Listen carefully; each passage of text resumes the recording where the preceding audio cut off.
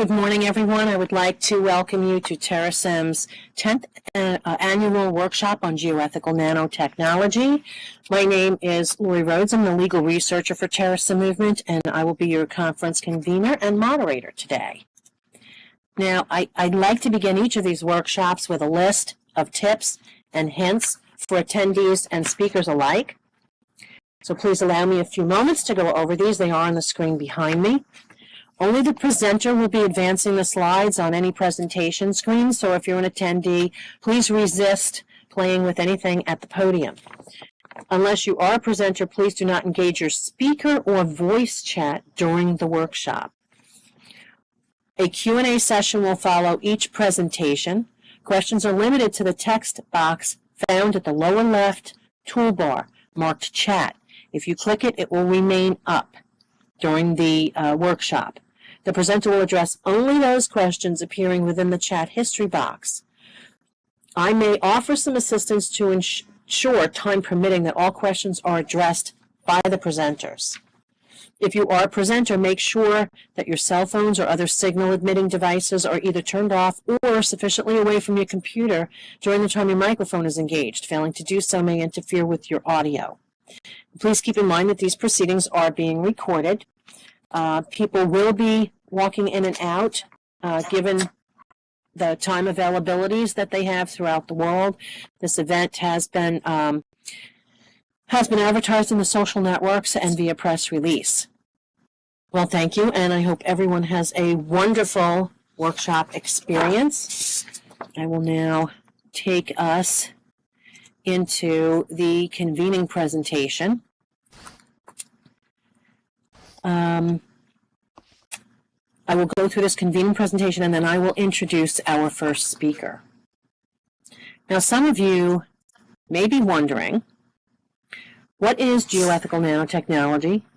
Why is this workshop on the anniversary of the first lunar landing? And how does this tie in with the Jesuit priest Pierre Teilhard de Chardin? Well, geoethics, as defined by Terasem's founder, Dr. Martine Rothblatt, is the study of technology risk-benefit management across geographic spaces. The purpose of creating the workshop is to create a geoethical safe harbor, if you will, for nanotechnology, a safe harbor uniting science, technology, and religion. Terasem hosts this workshop on the anniversary of the first lunar launch, which is also known as Space Day, because nothing within the last 100 years better exemplifies the ability of people to take something said to be impossible, like spaceflight, and make it possible, and do so quickly, from goal to reality in less than 10 years. Teilhard de Chardin was a Jewish priest, paleontologist, and geologist, studying the science of evolution and human origin and the mysteries of the universe. In 1921, as a paleontologist, Teilhard participated in the discovery of the Peking man in China. This depicted the broad stages of human evolution, as the Peking man dated back roughly 750,000 years. Due to his work in evolution, much of Teilhard's writings were censored by the Catholic Church and not published until well after his death in 1955, considered to contradict orthodoxy. Geoethics is an evolving concept that treats the planet or a planet as a patient. Heal the planet, but first do no harm. Per Eric Drexler's 1986 Engines of Creation, nanotechnology is the precision building of something, atom by atom, molecule by molecule. Teilhard de Chardin, in his studies of evolution and human origin, may have likened nanotechnology to what he called intentional holiness, as matter is holy and God is directional.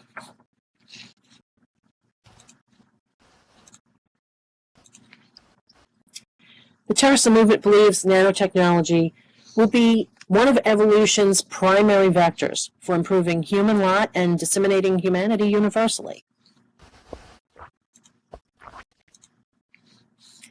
Teilhard de Chardin, within his activation of energy, is quoted, "We might say at this moment, as in the time of Galileo, what we most urgently need in order to appreciate the convergence of the universe is much less new facts than a new way of looking at the facts and accepting them, a new way of seeing combined with a new way of action. That is what we need. Teilhard is said to have predicted the global interconnectedness promoted by the Internet. Did he predict nanotechnology as well? What might Teilhard say about nanotechnology?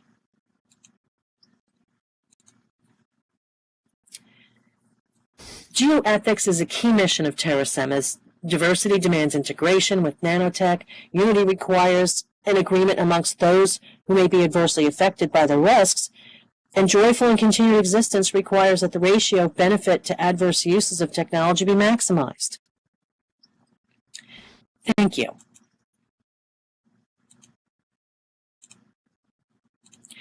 Now I would like to introduce our first speaker today, a science and technology futurist and author of God and Science, Faith, Science, and the Future, Reverend Charles Henderson. Please come up to the podium.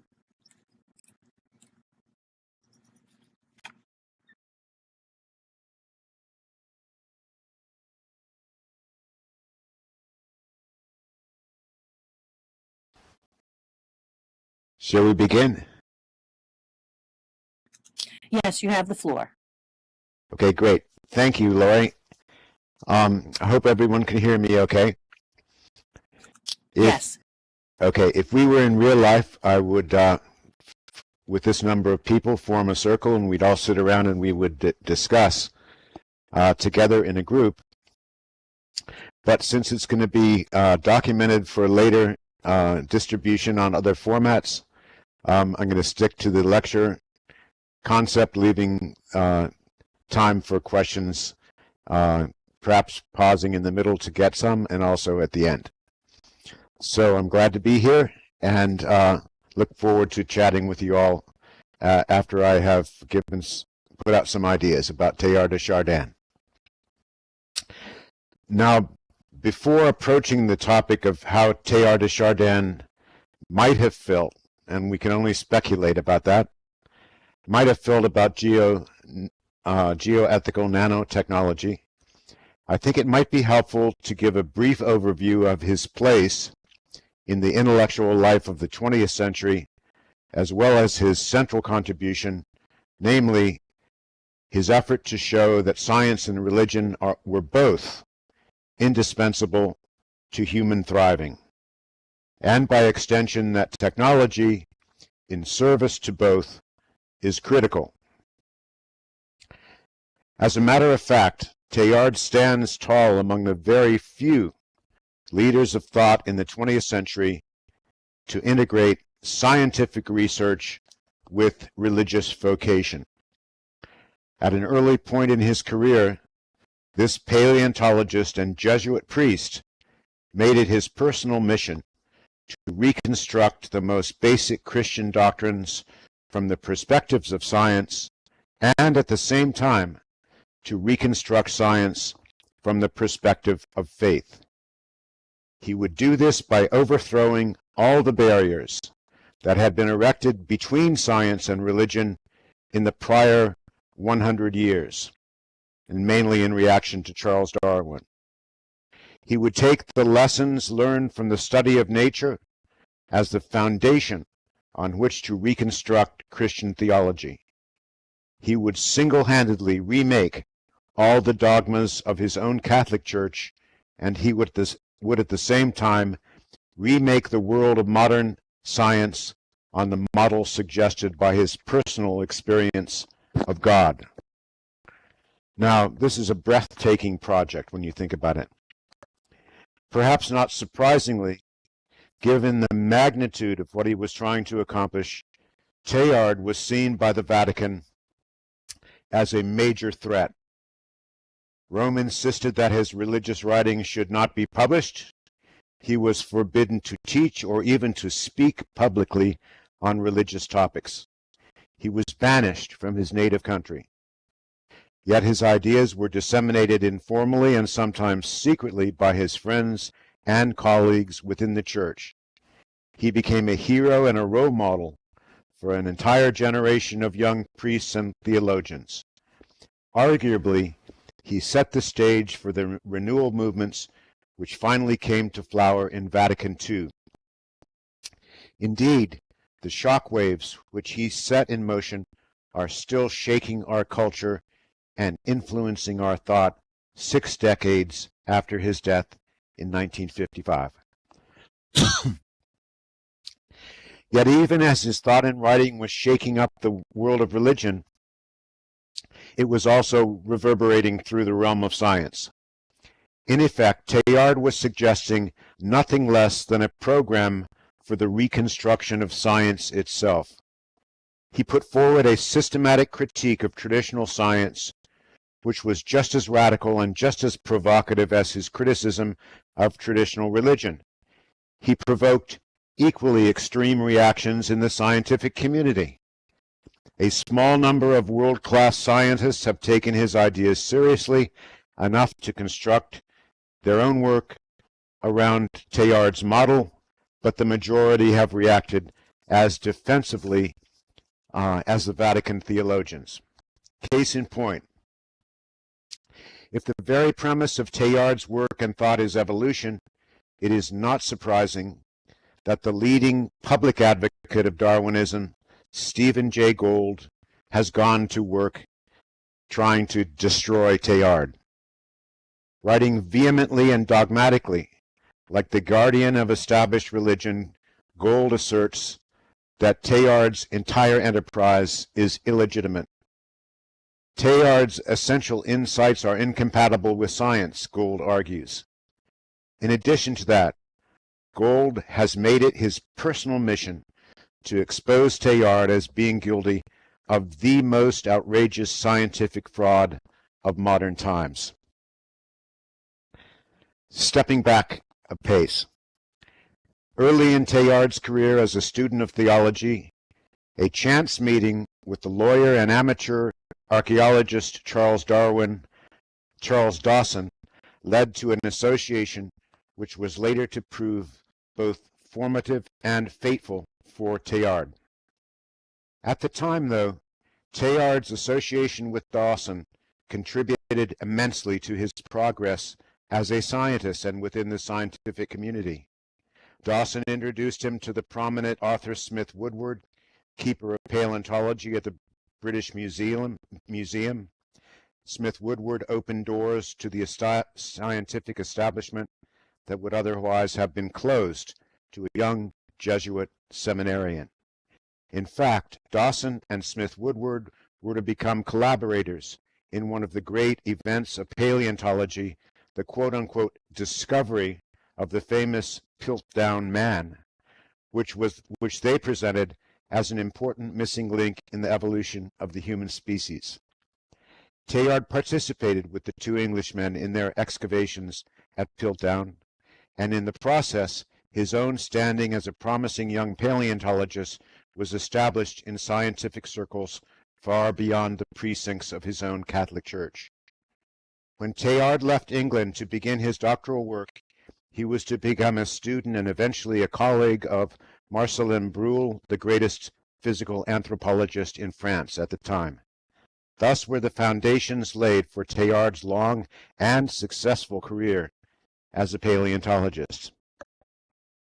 However, in 1953, Piltdown Man was exposed as a deliberate hoax, perhaps the most astounding fraud in the history of modern science.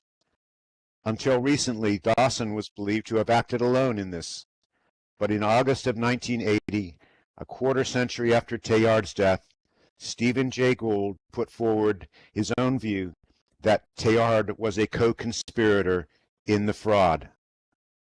Gould first published his accusations in Natural History magazine and repeated his case with additional argument and discussion in his book Hen's Teeth and Horse's Toes.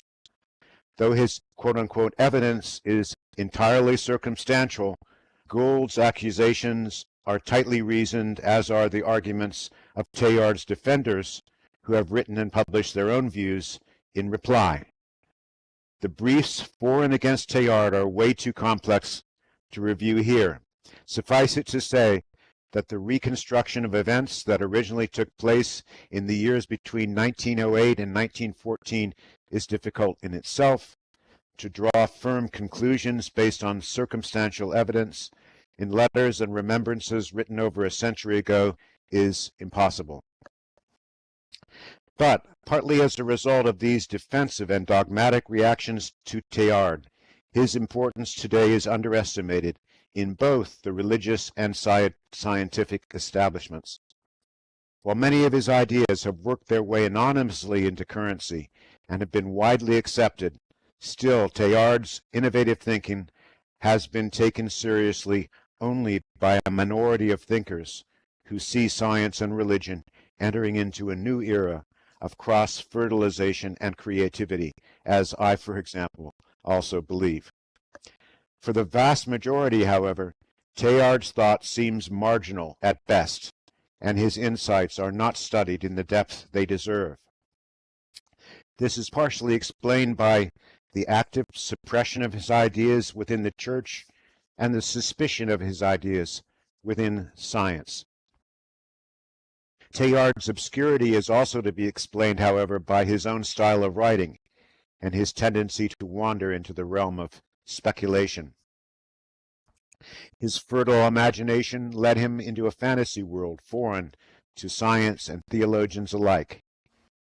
When one cuts through his sometimes lurid prose, however, one encounters a series of highly imaginative proposals for the reunion of research and religion, and the questions raised by his works cannot be avoided.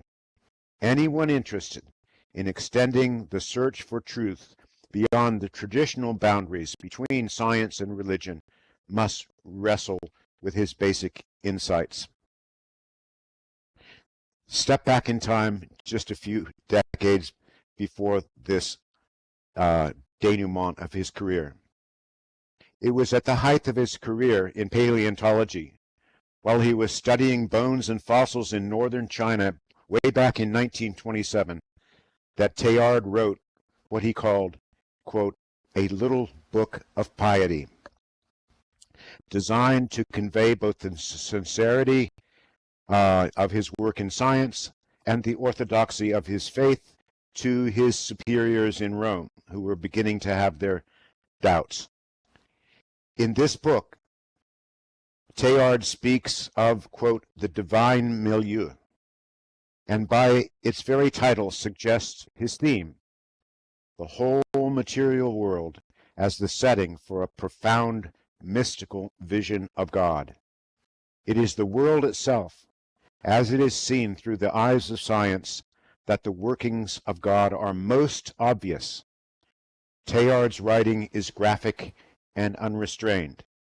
Quote, all around us, to right and left, in front and behind, above and below, we have only to go a little beyond the frontier of sensible appearance in order to see the divine welling up and showing through. But it is not only close to us, in front of us, that the divine presence has revealed itself. It has sprung up universally, and we find ourselves so surrounded and transfixed by it that there is no room left to fall down and adore it even within ourselves. By means of all created things, without exception, the divine assails us, penetrates us, and molds us. We imagined it as distant and inaccessible, whereas in fact we live steeped in its burning lairs. As Jacob said, awakening from his dream, the world, this palpable world, which we were wont to treat with boredom and disrespect, with which we habitually regard places of no sacred association for us, this world is truly a holy place, and we did not know it. End of quote. Needless to say, writing like this did not reassure the religious authorities in Rome. For Teilhard affirmed the material world as a source of religious illumination. Though Teilhard did not directly criticize any specific doctrines of the Church, in this little book of piety, This work constituted an assault upon the skeletal supports of traditional theology. Teilhard was just as provocative when he was trying to reassure as when he was trying to stir up debate. Early on, he describes his book in 2 sentences which were intended to convey the modesty of his position, but in reality contained a theological time bomb. Quote, "This little book does no more than recapitulate the eternal lessons of the Church in words of a man who, because he believes himself to feel deeply in tune with his own times, has sought to teach how to see God everywhere, to see God in all that is most hidden, most solid, and most ultimate in the world. These pages put forward no more than a practical attitude, or more exactly perhaps, a way of teaching how to see." End of quote. Now, Teilhard says that he intends no more than to, quote, "recapitulate the eternal lessons of the Church," but he goes on to assert that he is actually teaching the Church how to see, as if for the first time. As a scientist and an individual thinker, he is suggesting that the primary source of religious truth is to be found in the material world, rather than the magisterium, teaching authority of the Church.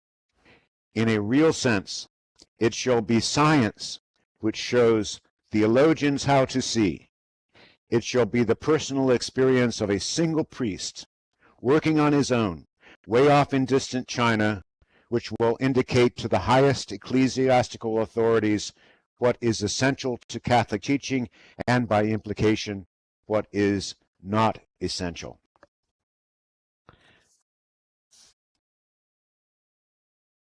In a highly suggestive essay written in 1939, Teilhard traced the development of science, the entire sweep and history of science, from its earliest beginnings as a mere hobby to its present, quote, as he wrote, "the solemn, prime, and vital occupation of man," end of quote. Teilhard follows science from its origins in the cultures of the ancient world through its period of expansiveness in the 19th century, when it began to take on all the aspects of a substitute religion. Critical in this development of science, in Teilhard's view, was the theory of evolution and its notion of progress through time. With this sense of moving forward in time from the simplest life forms to the most complex, from the animal to the human species, from the most basic colonies of bacteria to the highest civilization, evolutionary science became much more than a method of collecting and classifying the facts of life.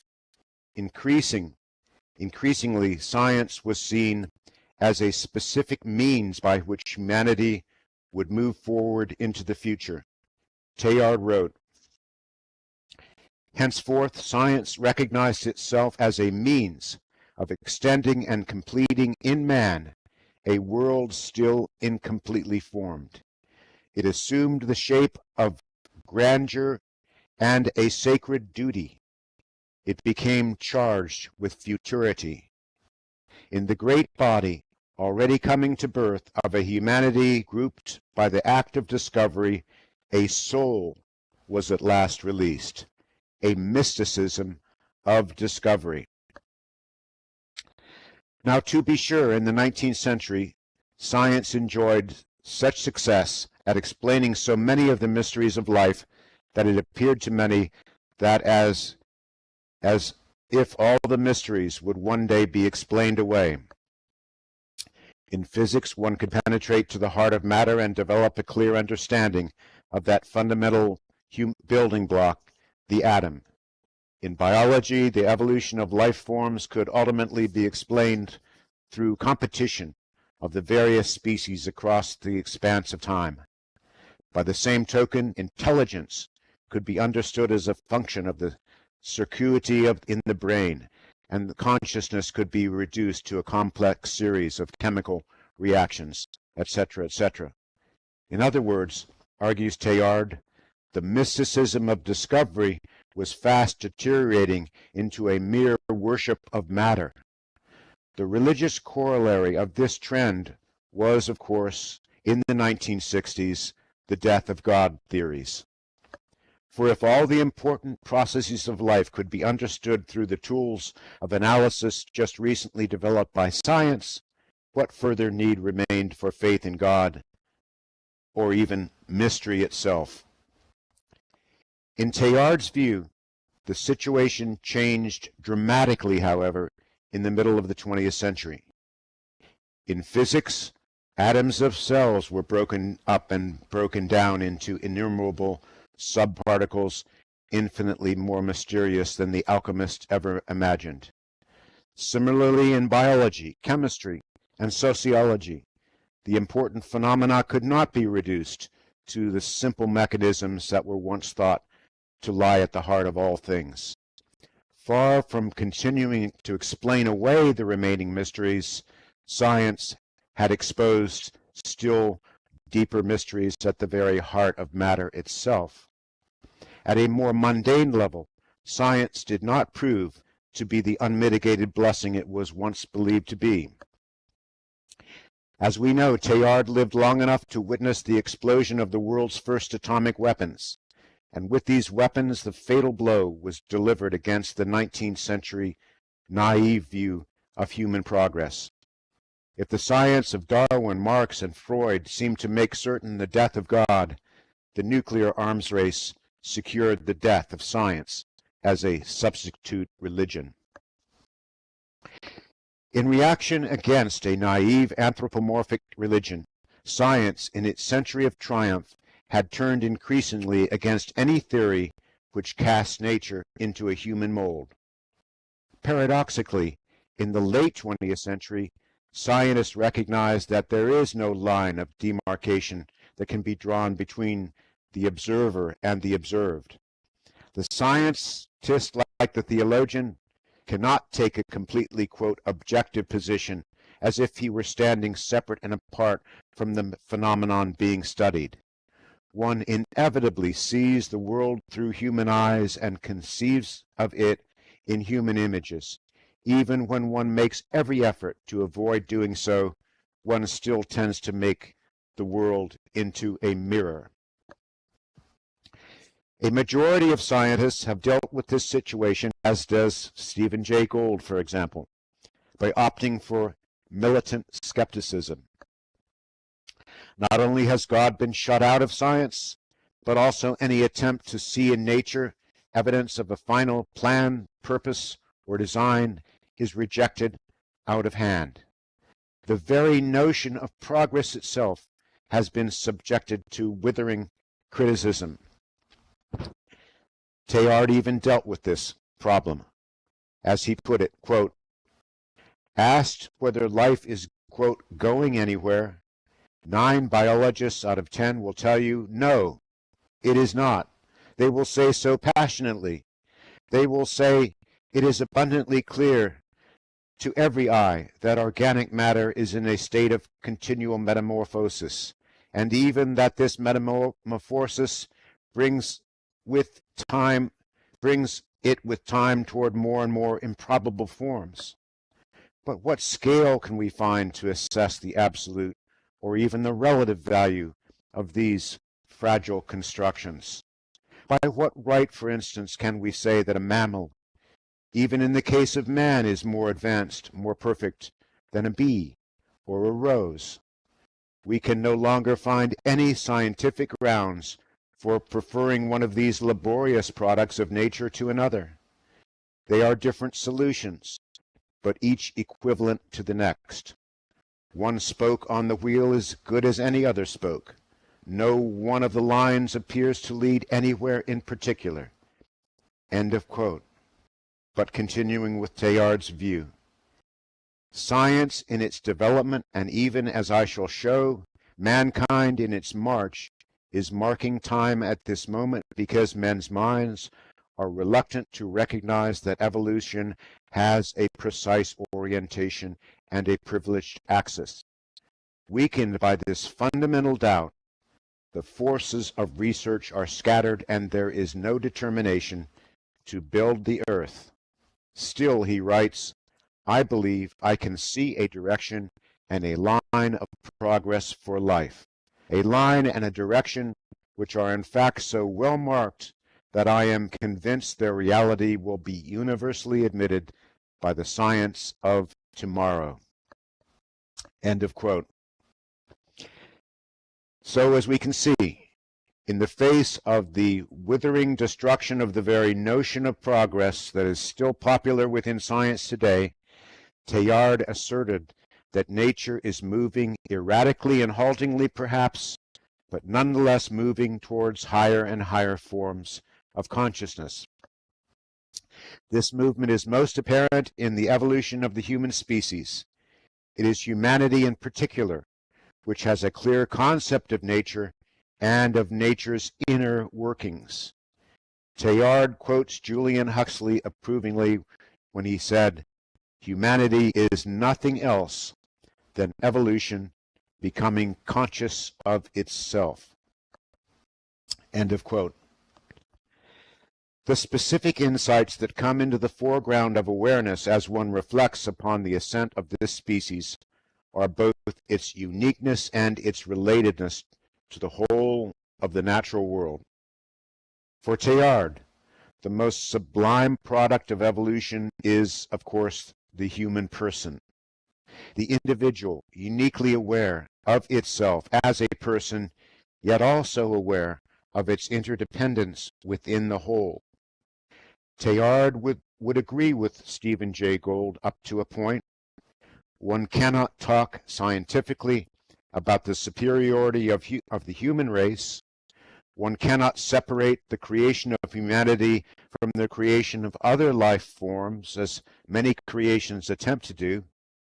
Humanity did not emerge by fiat of an all-powerful God. On the contrary, our origin and ascent follow the same path taken by all the creatures that share life with us on this planet. Human consciousness, including a consciousness of God, is the culmination of nature's own movement through time. It is emergent. Far from being imposed upon the formless face of the natural world, God emerges from nature as its final goal and purpose. Thus, science and religion are brought together in a direct dialectical relation. Teilhard states this argument most succinctly in the closing of his great book, The Phenomenon of Man. Quote, "To outward appearance, the modern world was born of an anti-religious movement, man becoming self-sufficient and reason supplanting belief. Our generation and the two that preceded it have heard little but talk of conflict between science and faith.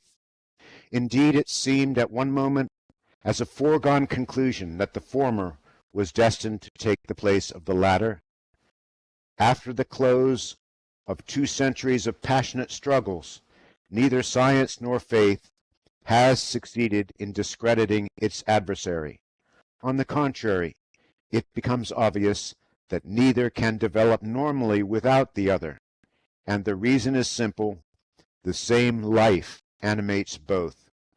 Neither in its impetus nor its achievements can science go to its limits without becoming tinged with mysticism and charged with faith." End of quote. A science tinged with mysticism and charged with faith. Are these words simply respotic and metaphorical? Not for Teilhard. As a practicing research scientist, he saw the evolution of human personhood not as an exception to the general rules of nature, nor as a freak occurrence without relevance to other living things.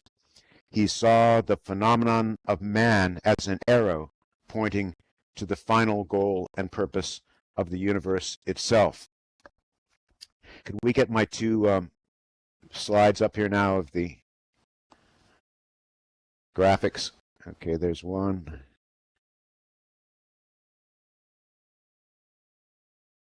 And, oops. Okay, there's the other.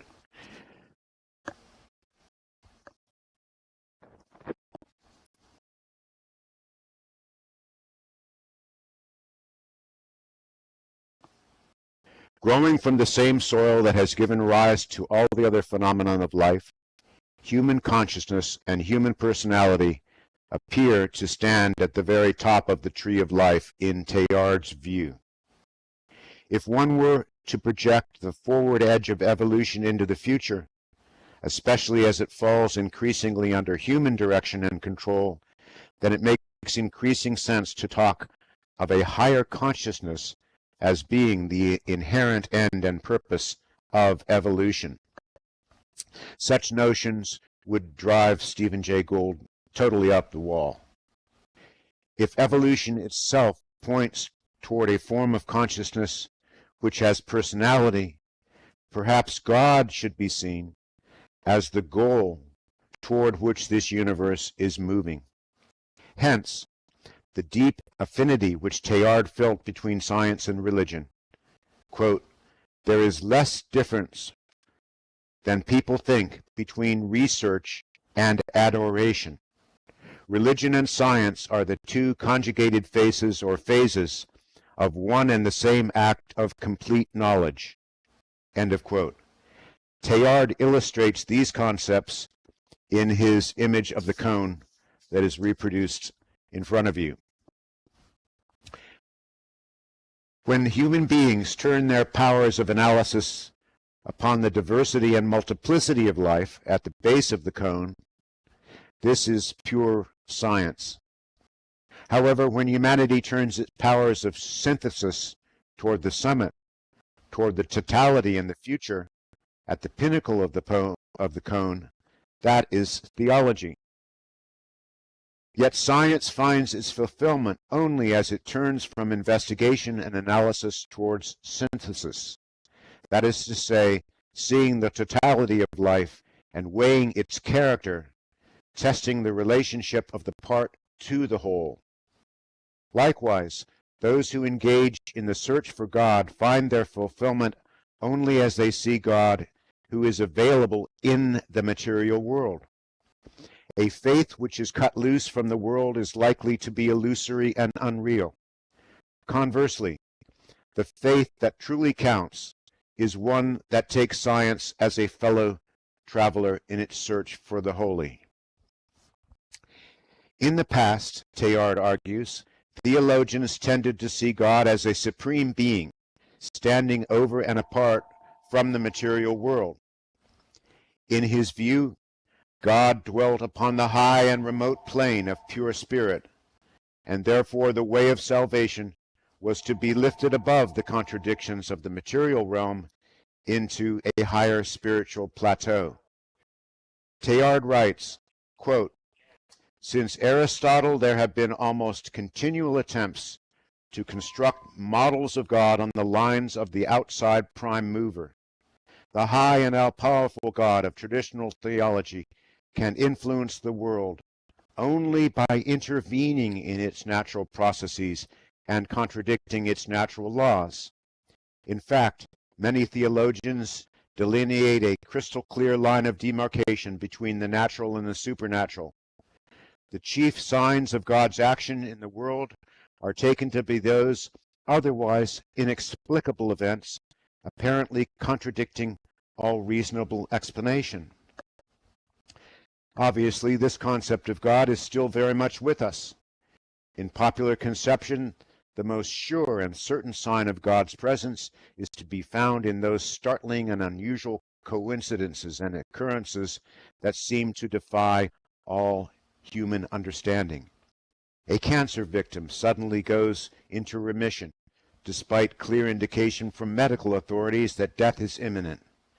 The popular imagination has been trained through centuries of religious instruction to see God's appearance in the world as, by definition, an exception, a most unnatural and unusual event. Correspondingly, all hope for future and complete Communion with God lies in escape from the material world, which is, of course, possible only after death. Thus, one looks for a closer understanding of God by moving in a vertical direction, as illustrated on the chart. One does not progress in life by moving forward in time on the horizontal scale, but by escaping the contradictions of time and history in the eternal. It is precisely such a notion of salvation which has been seen as completely antithetical to science. A supernatural God can only be understood in scientific terms as arbitrary and capricious, as Stephen Jay Gould reminds us. It is not so much that scientists have locked God out of history. The breach has resulted as much from the sincere attempt of religious people to see God as perfect both in power and knowledge as well as love. Yet only a God who is removed from the ambiguities of life, as we know it, can be perfect.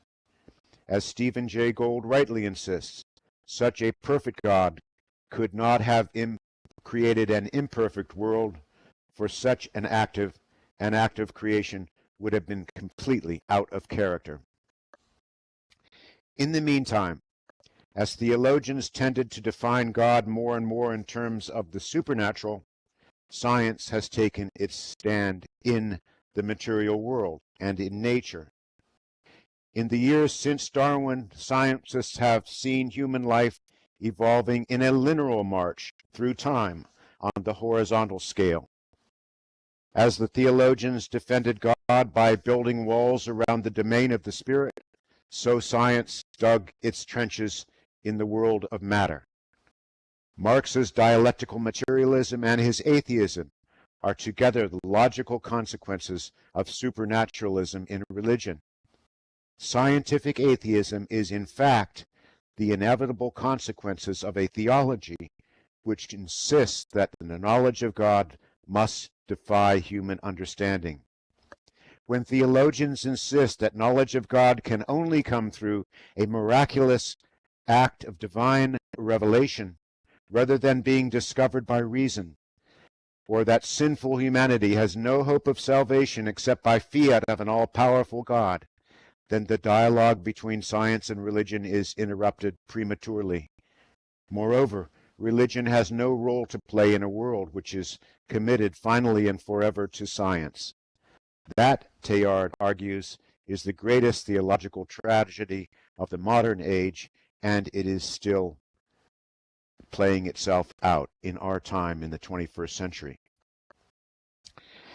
Teilhard's modest proposal, I put quotations around the word modest, for the resolution of this dilemma is to chart a new course for both theology and science. This is where we turn to the chart on my left and your right. If religion has seen its purpose as raising human life to higher consciousness in a vertical dimension, and if science has seen its purpose in moving humanity forward on a horizontal plane within the boundaries of the material world, the obvious frontier of consciousness involves a movement both upwards and forwards. Again, Teilhard offered this simple diagram to depict his agenda for the evolution of human consciousness. All of which brings us back to the beginning. The question of how Teilhard would have seen the development of nanotechnology and other digital phenomenon of the 21st century. As my chart suggests, Teilhard's entire frame of thought is premised upon an affirmation of human progress, not only in the purely technical realm, but also in the realm of consciousness. He did not see an intrinsic conflict between science and religion, but rather affirmed both science and spirituality were essential ingredients of any real human progress. Perhaps the most radical aspect of his thought was his insight that God resides not so much at the origin of the universe, at the Big Bang, but at its destination, the omega point. God is in fact the destination toward which the universe is inexorably moving. drawn as if by an unseen force toward the omega point in which all things cohere. In this relentless march toward the future, he would have seen nanotechnology, like the sciences and technologies of the 20th century, as playing an indispensable role. I believe he would have been thrilled to learn of the entire notion of cyberspace, of virtual reality, and of those technologies that make the transition from the merely theoretical to the real. Remember that however mystical and theological his imagination was, his work was equally grounded in the material world, the world of rocks and trees, plants and animals. In his life as well as his work, he exemplified that holistic vision that is clearly the key to our future. Still, a word of caution is in order in conclusion. For like the technology that paved the way toward the splitting of the atom, atomic energy, as well as atomic and nuclear weapons, nanotechnology has the same potential to serve purposes that are destructive as well as creative, evil as well as good. Hence the need for the qualifying adjective. What the world needs now is a geoethical nanotechnology.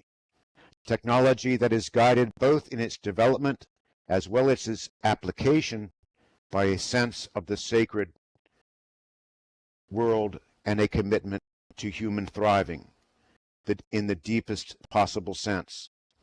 With that critical qualification, Teilhard would have been thrilled by the technologies of our 21st century, especially that of nanotechnology. I'd like to now open it for any questions that might arisen. Charles, if you click your chat box on the lower left side of your screen, then Okay. all the chat will maintain being up so you can read. Whoops, that just turned my chat off.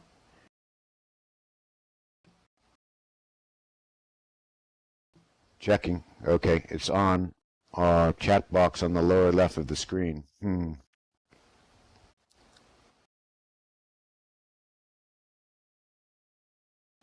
In the viewer that I'm using, the chat box only turns chat on or off. It turns a voice on or off.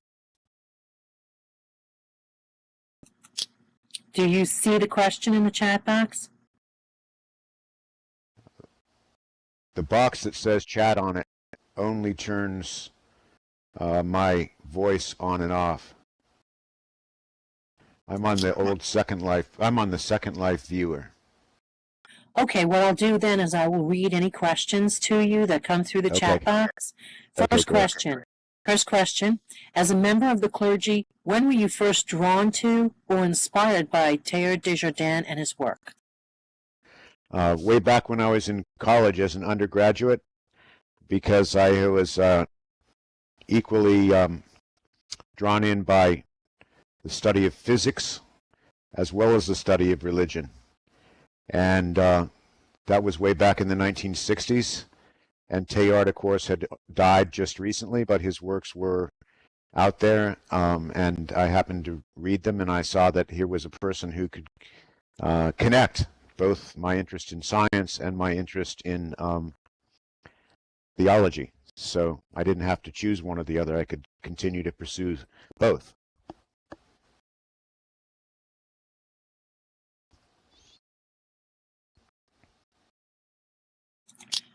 Okay, next question. Why does the Catholic Church and the current or recent popes so eagerly now accept Teilhard's writings? I'm not sure that the Catholic Church does eagerly accept Teilhard's writings. That good news had not been received by me. I think that he's still regarded as a heretic, and actually probably should be, because his ideas, when you compare them to Orthodox Catholic theology, are clearly heretical. And they're also, by the way, heretical according to the ideas of my own church. I happen to be a Presbyterian, and his ideas are pretty radical even today. But if somebody knows about Teilhard's writing having been embraced by the Vatican. Let me know about it because I'd like to read more about that.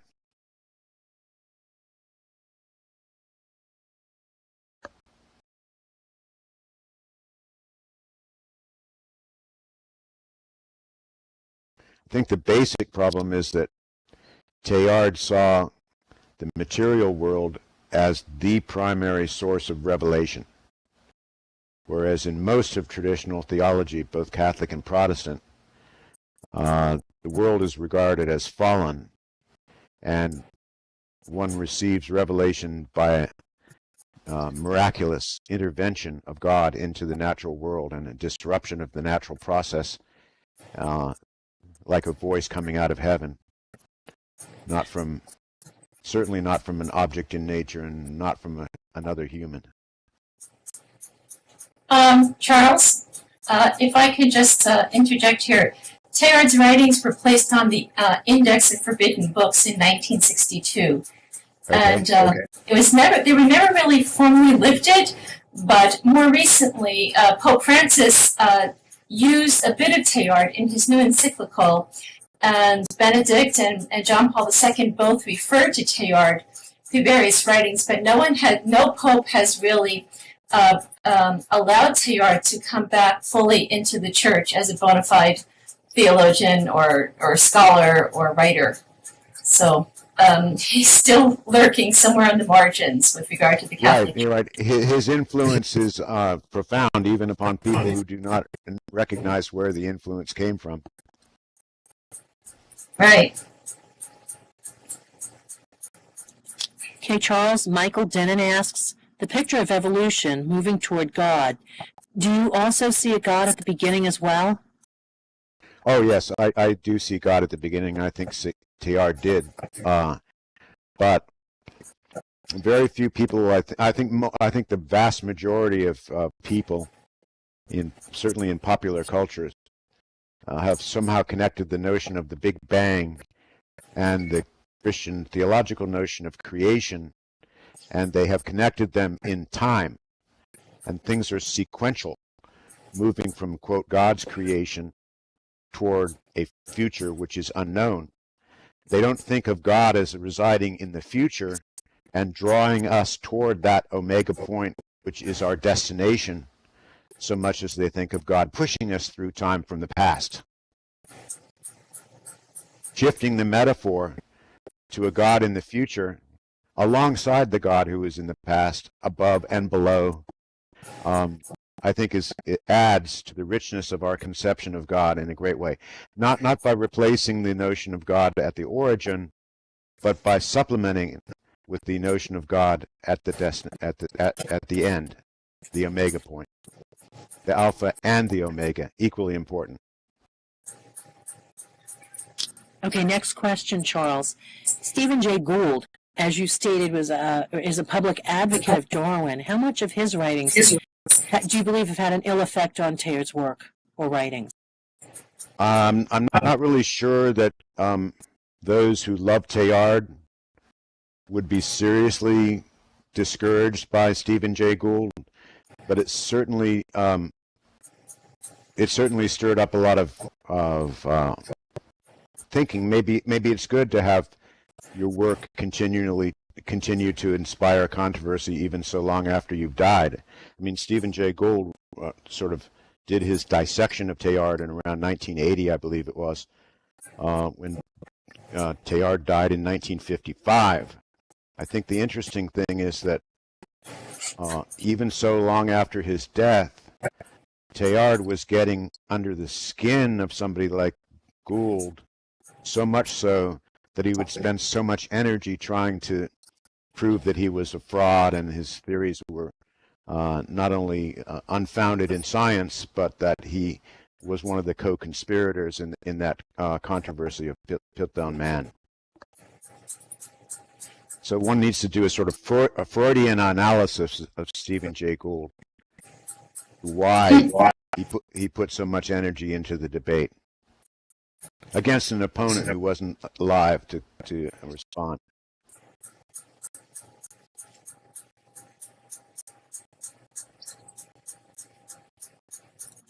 Okay, does anyone else have any questions for Reverend Charles Henderson before he takes his seat?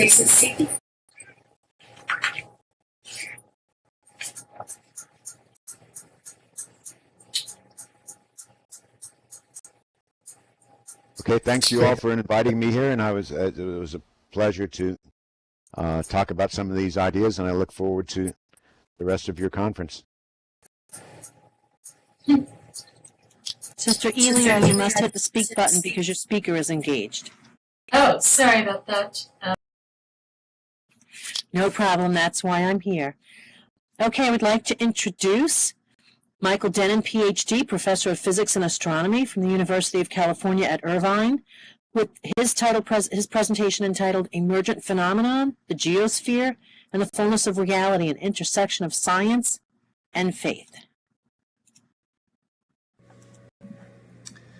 Okay. Hopefully people can hear me. Is Yes. that working, Lori? Okay. Well, first of all, that was an exciting first talk, and I'm very glad that Reverend Charles was able to actually give a nice, good introduction and overview of Teilhard, because I was feeling really guilty that I didn't include him much in my talk.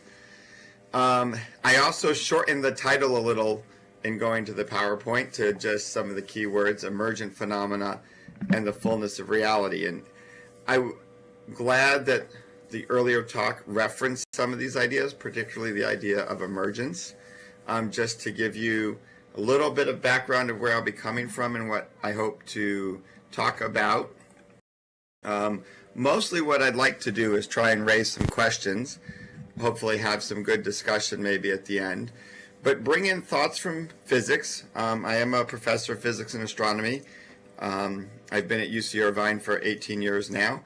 I'll have some fun in the middle and show you some pictures from my research. But I'd also like to present thoughts from my own faith journey. I am Catholic, raised and born, but my mother's Jewish, so I'm technically Jewish as well. And I think the two intersections between my physics and my faith have been quite productive in my life. And I've loved the writings and thoughts of Teilhard as a scientist and a person of faith. And having, I guess, gone to a Jesuit high school, that gives me even other ties to him as a Jesuit. So let me begin by just clicking on here, the questions. So one of the reasons questions interest me so much is that they really are both, I think, the key to the effort of science, but also the key to the faith journey and the key to thinking about the world around us, and ultimately, as has been kind of mentioned before, going forward, some of the ethical issues that science can raise. And when we think about science, really, it's not just about asking the right questions, it's also about asking the right type of questions. Science, by its construction and definition, does experiments that are reproducible and repeatable. And we have to be able to ask questions about which you can design such experiments. And one of the challenges for science, and one of the challenges we face, is not all questions can be answered in this way. And so it really, raises the question to me often of how do we get at other ways of knowing things about the world around us and about reality. And one obvious area is ethical questions. What does it take to answer ethical questions? Can it be done from a purely scientific perspective? And in this presentation, I'd like to focus on two or three what I consider really big questions. And they were mentioned a little bit, excuse me, in the earlier talk, and it has to do with, I think, the nature of reality. I really liked the discussion of Teilhard's view of understanding about God and revelation coming from a study of the physical world, but I do think, as was also mentioned, there's much interest in what is traditionally called the supernatural, but I think that's a very loaded word and has a lot of different images for people. So I'd like to suggest a different word for now, which is what I'm going to call non-physical reality. And you'll see what I mean by that as I go on in the talk. So one of the main questions, really, I think, is the question of what constitutes reality. what is it just the physical world? What was referred to earlier as, I think, militant skepticism, and really I think what I would call extreme atheism, is this idea that the only thing that exists is the purely physical that can be measured through science. And one of the things I liked about Teilhard de Chardin is the bringing together of the mystical and the physical, particularly when talking about things like the body of Christ.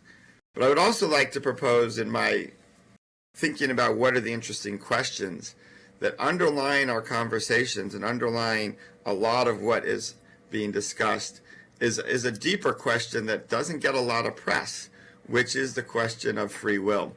For me, as a physicist, when you look at our physical theories of the world, they are fundamentally deterministic. And I know quantum mechanics often comes up, and I'm going to throw in a little bit about that later. But even that is fundamentally deterministic, and I'll define determinism a little bit later, but basically it means that everything is completely determined from the initial conditions. And I think in this era, there is still a lot of focus and discussion, for whatever reason, in the public media about evolution, and evolution as this battleground between science and religion, which, for me, people like Teilhard and a lot of modern thinkers really have dispelled. And is when I talk with scientist friends, say from Europe, it's not really as much of a controversy or concern for them. It seems to be a fairly American question at times. And I would like to suggest that where discussion and focus on evolution is a bit of a distraction from some more interesting and challenging questions. So let's kind of see where that will take us. I like to start by pointing out something that may seem a little silly, and that is that reality exists. I remember in college being a little confused and frustrated by philosophy, part of the reason I ended up a physicist. But I think it's interesting that really one thing almost everybody can agree on is that some form of reality exists. Even if I find giving a talk in Second Life is particularly useful for this analogy. Here we are not seeing each other, looking at each other's avatars. The avatars can move and react and do things. My avatar is doing very interesting things right now, independent of me, putting its hands on its hips. But the avatar is not my reality in one sense. My reality is me sitting here at my computer giving the talk. But the fact that the avatar is doing something, you all know some reality exists. Maybe it's the avatar, maybe it's the person behind the computer, maybe me sitting here in my office is simply a computer program for someone else. These are what I consider kind of the fun, as a professor of mine once said, sitting in the pub drinking a beer discussions.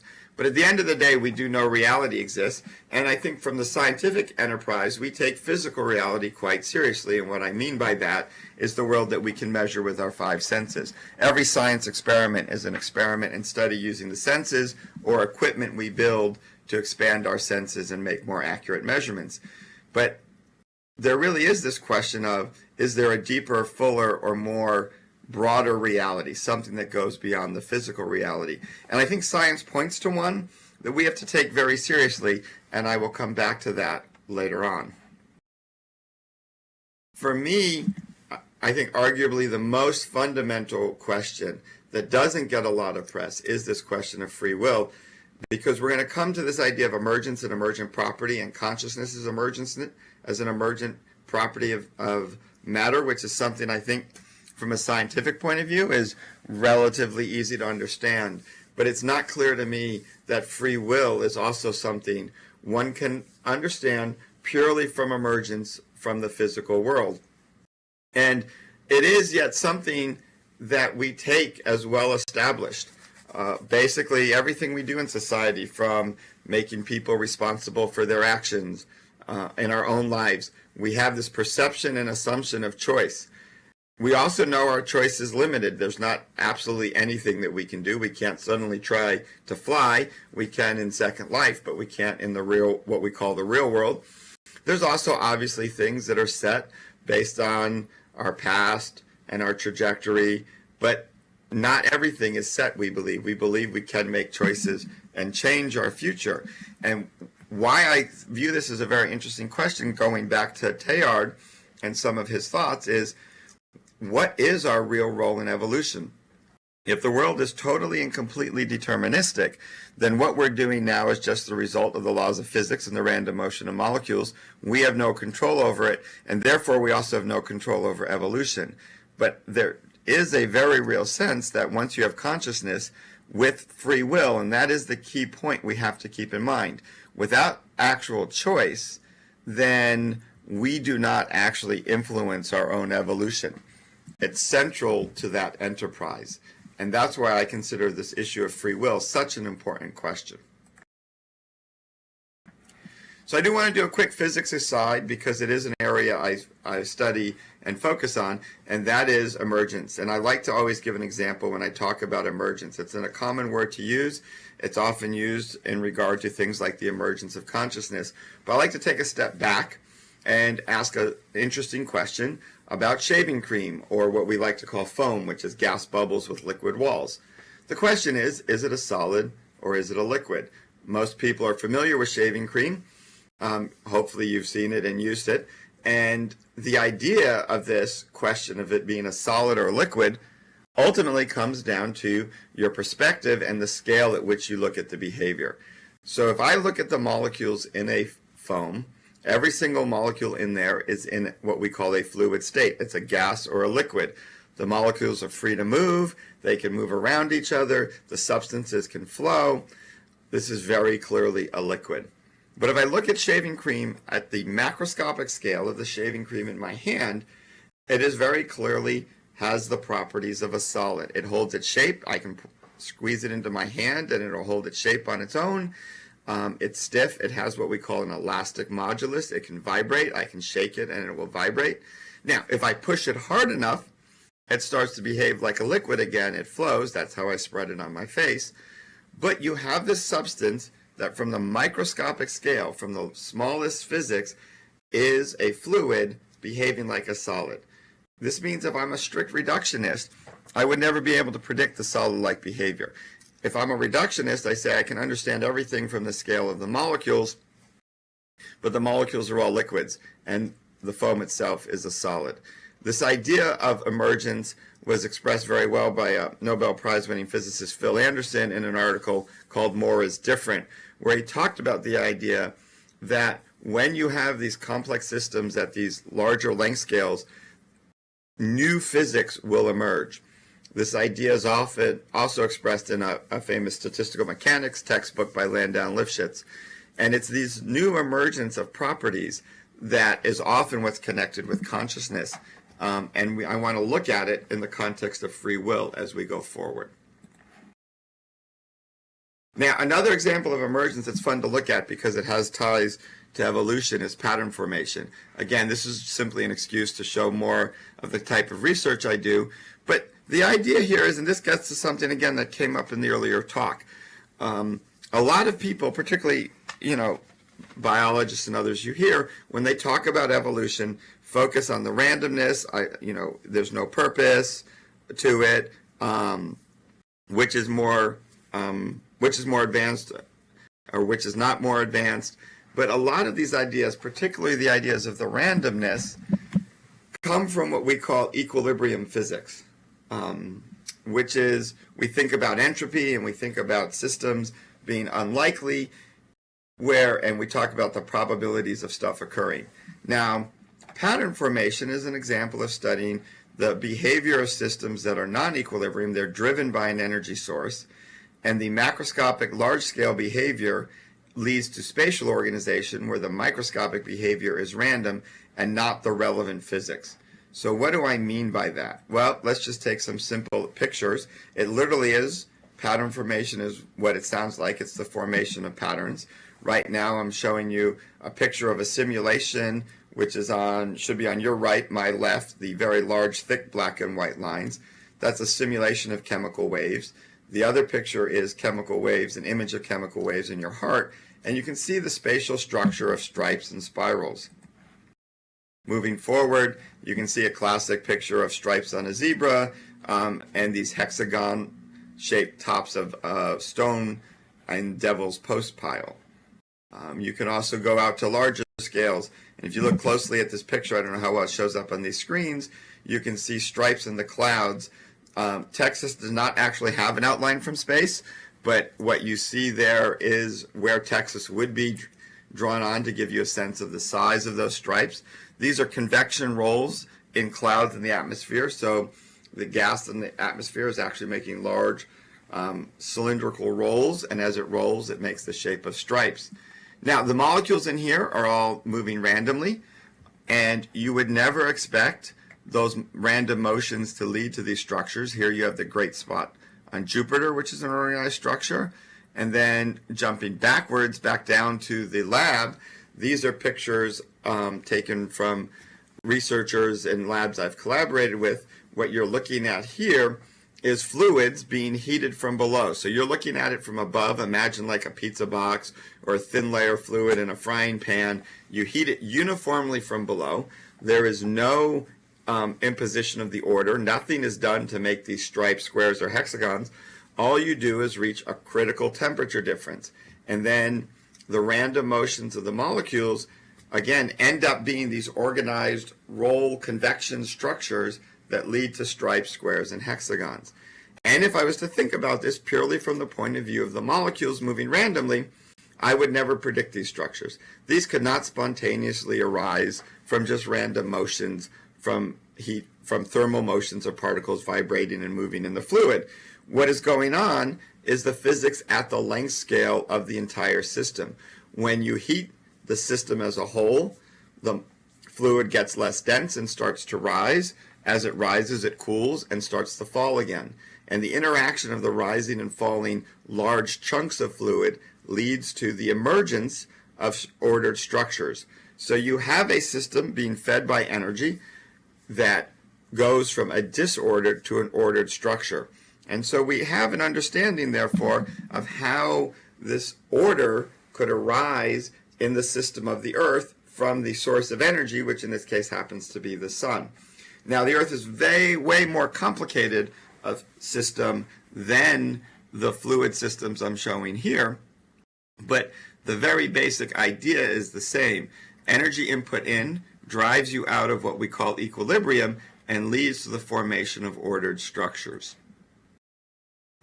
Eventually, if you put enough energy in, you go from ordered to disordered structures again. So these are what we call spatial temporal chaotic structures. Just thought it would be fun to show those pictures. But why do I raise these issues from my research of foams and pattern formation in fluids and stripes and zebras and a discussion of things like consciousness, evolution, free will, and the connection between God and reality? Well, first, it's, I think, useful to use these to remind ourselves that often when we think of consciousness, and we think of it from a scientific and material explanation as an emergent from the physical world and an emergent property, we have to keep in mind that the emergence that we're talking about is the behavior at the complex structure of the neurons and the new length scales. But the neurons themselves are not the key physical entity. The fact that your brain is made of neurons that are interacting in a certain way is probably not the fundamental physics explanation of consciousness, just like I showed you patterns occurring in zebras, in clouds above the Earth, in fluid in the lab, and in a wide range of systems. The physics laws that we use to describe those are independent of the material in which the pattern formation is occurring, but they have much more to do with the global structures of the fact that there's energy being inputted, that there's a spatial extent and spatial interactions on these other general features. And so when we think about consciousness, yes, it happened to have emerged on this planet initially within neurons and brains and human beings, but as I will come to again at the end, we shouldn't assume that that's the only physical or only structure in which consciousness can emerge. Now, I want to jump back to free will. So, in my mind, consciousness does seem to be able to be understood in terms of an emergent property from the physical world. I'll talk a little bit more near the end and some other thoughts I have on that, but free will seems to be a bit more challenging. And for me, it has to do with the question of how deterministic is the physical world really. And I heard once a great quote about quantum mechanics, and unfortunately I forgot who said it, so I can't give them proper credit. But the quote was, there are many complicated and confusing things in the world, and just because quantum mechanics is complicated and confusing doesn't mean it explains everything. And quantum mechanics is often quoted as an explanation for things, and I have thought about it in the past and even now, and I've heard people often think about, isn't quantum mechanics perhaps a way to understand free will? We're very familiar often with the idea that classical or Newtonian mechanics that's used to describe the motion of particles and baseballs and us and the world around us is deterministic, meaning if I know the initial conditions, I can predict the future. But doesn't quantum mechanics have randomness and fundamentally probabilistic, so then it's a way out? Well, to me, I get nervous about quantum mechanics being a way out in a very direct way for this question of free will and choice. And part of it comes from understanding, you have to understand where is the probabilistic nature of quantum mechanics. I just want to do a very short quantum mechanics aside, and this may be too quick to be useful, but we'll try it. When we think about quantum mechanics, the reason quantum mechanics is fundamentally different than what we're used to in terms of our normal description of physical reality is if I were to ask you to describe what's going on right now, for instance, in this room where we're having the conference or where you are sitting, you would describe things in terms of where people are, what they're moving, how they're moving, and where they're going. Like I would say right now, you're sitting in your chairs not moving. I would talk about your position and your velocity. And this is the way we're used to thinking about the world. That's how we describe the state of anything. Now, in contrast, in quantum mechanics, when we describe the state of something, we don't talk about where it is and where it's moving. We talk about its wave function, which is the state of the system, and it represents the probability of measuring other properties of the system, such as its energy or where it is or where it's moving. Now, the state of the system in classical mechanics evolves deterministically. If I give you the initial positions and velocities, I know what they are at all future times. In quantum mechanics, the same thing is true for the state of the system. If I give you the current state, which is the wave function, which allows you to predict the probabilities of measurements, it evolves deterministically in time. There really is no probability or uncertainty there. Simply what happens is when I try and make a measurement, my predictions about the world will involve probabilities, and there is an uncertainty there, but it's not clear to me that there is any sense in which that uncertainty can actually connect to the concept of having true choice and influencing things in a fundamental way. However, and I think this is an important feature of quantum mechanics, which is I'm going to now try and conclude my meandering wandering and bring it back to the beginning. When we look at the wave function from a physics point of view, my first early question was, is there any non-physical reality? Physical reality is easy to define. It's that reality which we measure with our five senses or with our equipment that we can use to probe that. It turns out the wave function can't be measured directly. When I mentioned it, it is the fundamental reality that we believe in quantum mechanics. It is real. There's ways we can show that it exists. It's not just a mathematical construct, and yet it's what we call a complex number. It is not something you ever measure directly. What you measure is the probabilities predicted by the wave function, which you get by doing a mathematical operation, which is taking the wave function and taking its modulus squared. What that means is that you can indirectly know about the reality of the wave function. You can indirectly get at it, but it is not something you directly measure with physics. And I find this a very, very intriguing idea because it points to the fact that we have to take the non-physical seriously alongside the physical and ask questions about the full reality that both embody. And so I hope, and I know these were kind of a random walk through various thoughts, but I wanted to, like I said, pose questions mostly and not answers. So one of the questions is these idea of life, consciousness, free will. Are they an accident or are they purpose? And is there a direction and a purpose to this? So now I'll return to my brief aside into pattern formation. I made this little chart. I don't know if it will make a lot of sense, but let's just talk about a few things. On the bottom axis, there's this thing called R with an RC. This is being used to describe the parameter that measures the amount of energy we're inputting into a system. On the vertical axis is just spatial size and extent. And what I want you to get out of this is go back. Here's the convection. Look for the word convection on the chart. That's the formation of those first patterns and stripes. The idea is if there's not much energy going into the system, stuff is moving around randomly, that's equilibrium. You won't get any spontaneous structures. The probability of measuring them is 0. If you increase this driving force, the input of energy, beyond the critical point, if you were to just compute probabilities based on the random motions of the molecules, you would still get a probability of 0 of seeing a pattern. But when you understood it from the appropriate level of physics, which is at the level of the pattern formation, you would see that the probability is 1 of getting a pattern. There is no choice. The system would generate it no matter what you do. So given that, in equilibrium systems, we have a certain set of physics that tells us about maximum entropy, minimizing energy. That gives you one set of understanding it. Once the system is non-equilibrium, once it's being driven by an energy source, in this case a temperature difference for heating a fluid, you get a different answer, and the correct answer turns out to be that you get a pattern every time. So that, I think, naturally brings us to the question, and brings us back to some of Teilhard's ideas about evolution.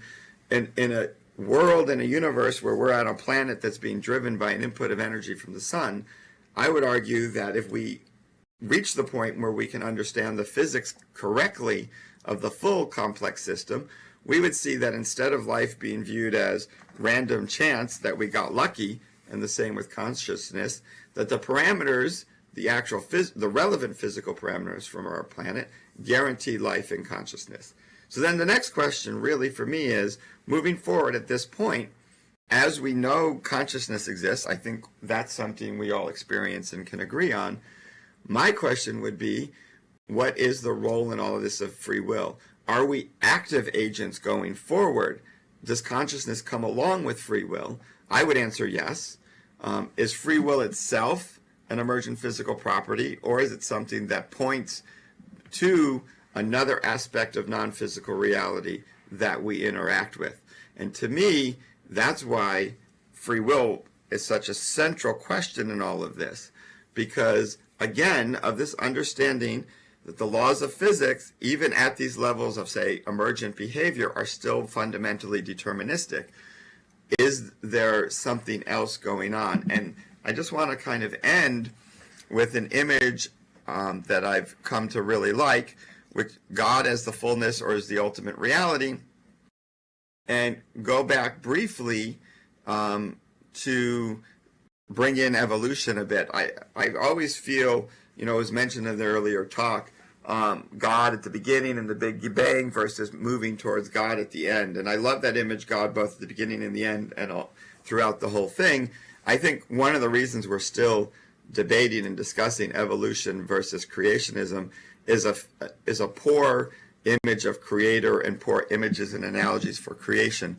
So I just want to conclude with hopefully bringing some of these ideas back together with another image or metaphor for God or for creation, and that is the child growing in the mother's womb. When we think, and this was mentioned earlier in the other talk, this idea of the supernatural God separate from the world, pulling it into existence, and I think that is a challenge for theology, this separateness of God and creation, whereas an integrated vision that includes, here I think this is why I like the metaphor of the child growing in the mother's womb, And I'll let you read the slide, but you can see that with this image of growth and evolution within a fuller reality, you can bring together all of the scientific ideas related to evolution. You can bring in the full idea of the way science works within the physical world and being able to measure physical reality. And you can bring in this larger question of, embedded in a physical reality, how is it that we're able to access and understand the non-physical?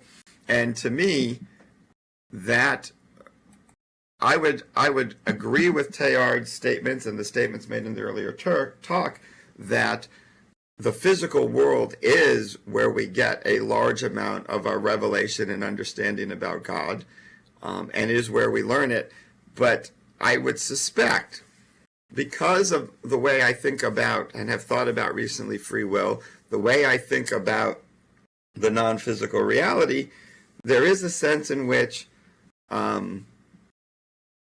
interaction between physical and non-physical reality is something we have to think about, try and understand, and take seriously, and that I believe there probably is a place for both types of revelation, what I might call insight or inspiration, as well as experimentation and the careful scientific process. And for me, one of my other favorite images is the body of Christ, both the mystical and physical body.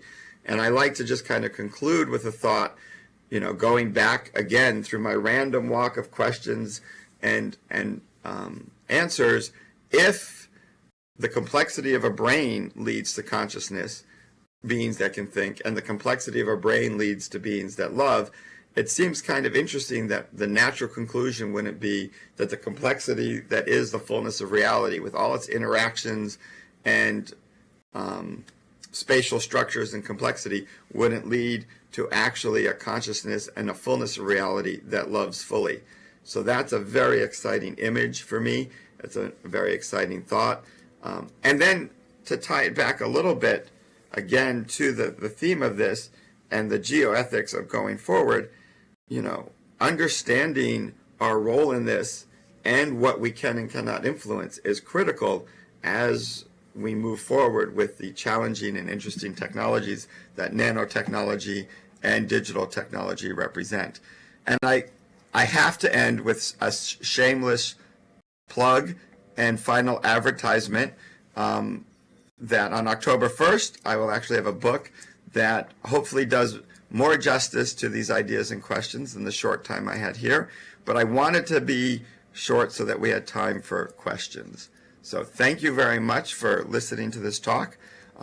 Hopefully it wasn't too much of a random walk and it made some sense, and I look forward to the rest of the conference. For those of you who came in a little bit late after the conference started, Q&A is limited to the chat box only.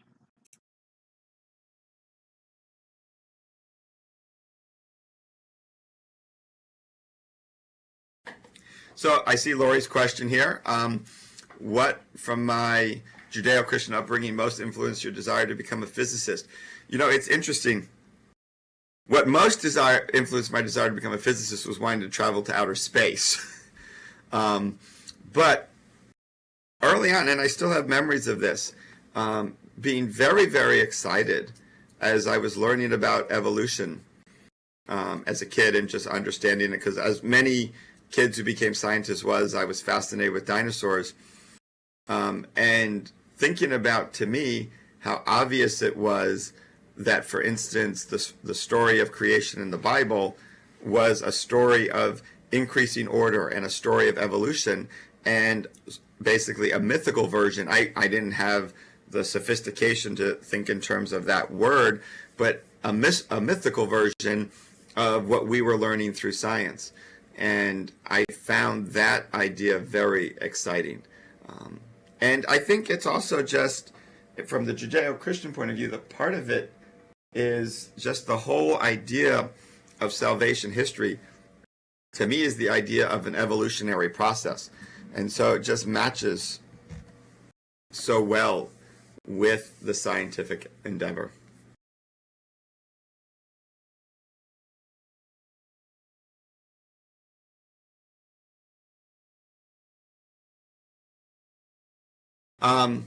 So is there a reality you believe equally as physical as it is spiritual? As I said, if you notice in the talk, I tended to avoid the word spiritual and supernatural, not because I don't necessarily find those useful in many contexts, but they are very loaded words. And I do think that there is a very, very real, what I would call non-physical reality. And when I put on my scientist hat, I use that term specifically because of my views on, the way science works. Our goal is to do experiments, and we can do it through our five senses and through measurements in our measurement devices. And in the last year or two, what I've been intrigued with is the question of, is there any equivalent of a scientific experiment that we can do when it comes to the non-physical experiences? So what people would call mystical experiences or spiritual experiences or supernatural.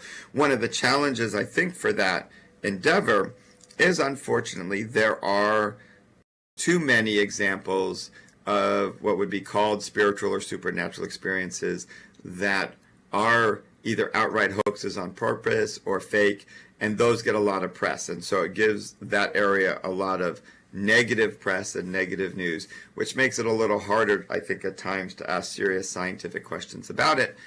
But it's an interesting problem, and there's a similar problem just in general, which is in most of physics and science, you probe systems by poking them from the outside.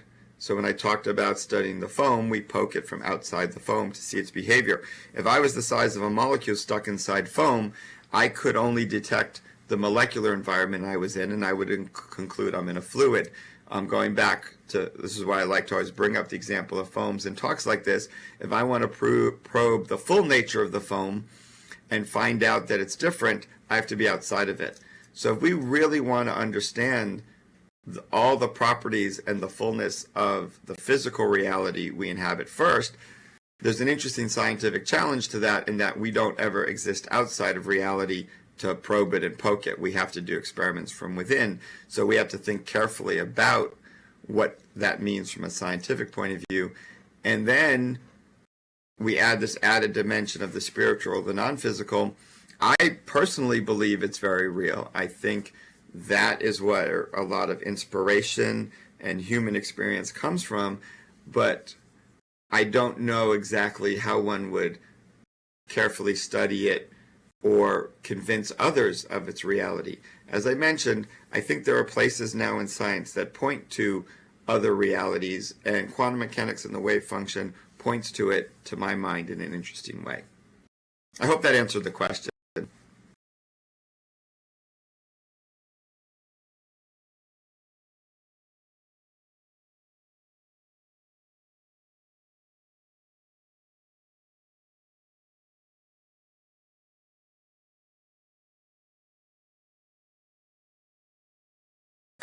So Lori asked about anything Teradeshan related comes up within my appearances on shows like on the History Channel show, The Ancient Aliens. That's interesting. That's an interesting show to be involved in because its focus is on things that happened in the past. And that's even more of a challenge when it comes to these areas. Unfortunately, I don't really find any connections there with that. To me, that show and my presence on it and my role is much more connected to what I've talked about, just how science actually works, requiring repeatable and reproducible experiments. And when talking about things that happened in the past, it is very hard to imagine repeatable experiments. So there is science you can do about the past. Obviously, we do paleontology, and that is something that Teilhard was very big in. But there's a level of speculation that occurs on, I think, a lot of the aspects in the History Channel that really isn't scientific, but that's okay. It certainly is kind of fun, and I respect the interest in the questions that get raised. But I do think the type of work that Teilhard did and what we would consider sort of the scientific efforts tends to focus and keep the questions narrowed into the areas as to what the experiments can actually say.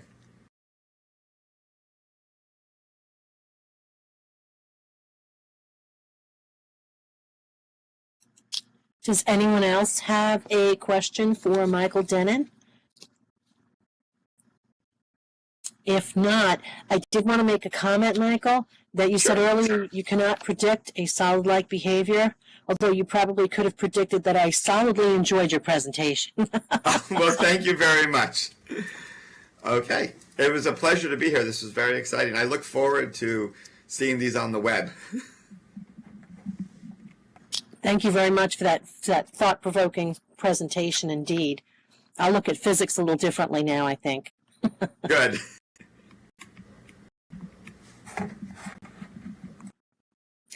Okay, our next speaker is our keynote, Sister Elia Delio, author of From Teilhard to Omega, Co-Creating an Unfinished Universe. She's also the Director of Catholic Studies at Georgetown University. Let's welcome Sister Elia to the podium. So thank you very much. I really enjoyed the presentations so far, and I'm going to begin in a sense where Charles Henderson began, and that's just talking a little bit about this amazing person, Teilhard de Chardin, because I think he really is a prophet and a mystic, as well as a scientist.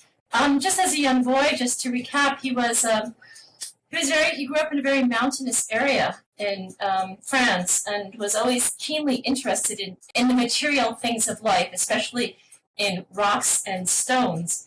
And so he was drawn to the natural world from a very young age. He entered the Jesuits, and I want to say that this is his formation as person, as a scientist and as a Jesuit priest, makes for this unique synthesis of his thought. He did his Jesuit training first in France, but then in Egypt because of the situation in France, and eventually was sent to Cairo, Egypt, to teach and continue his formation.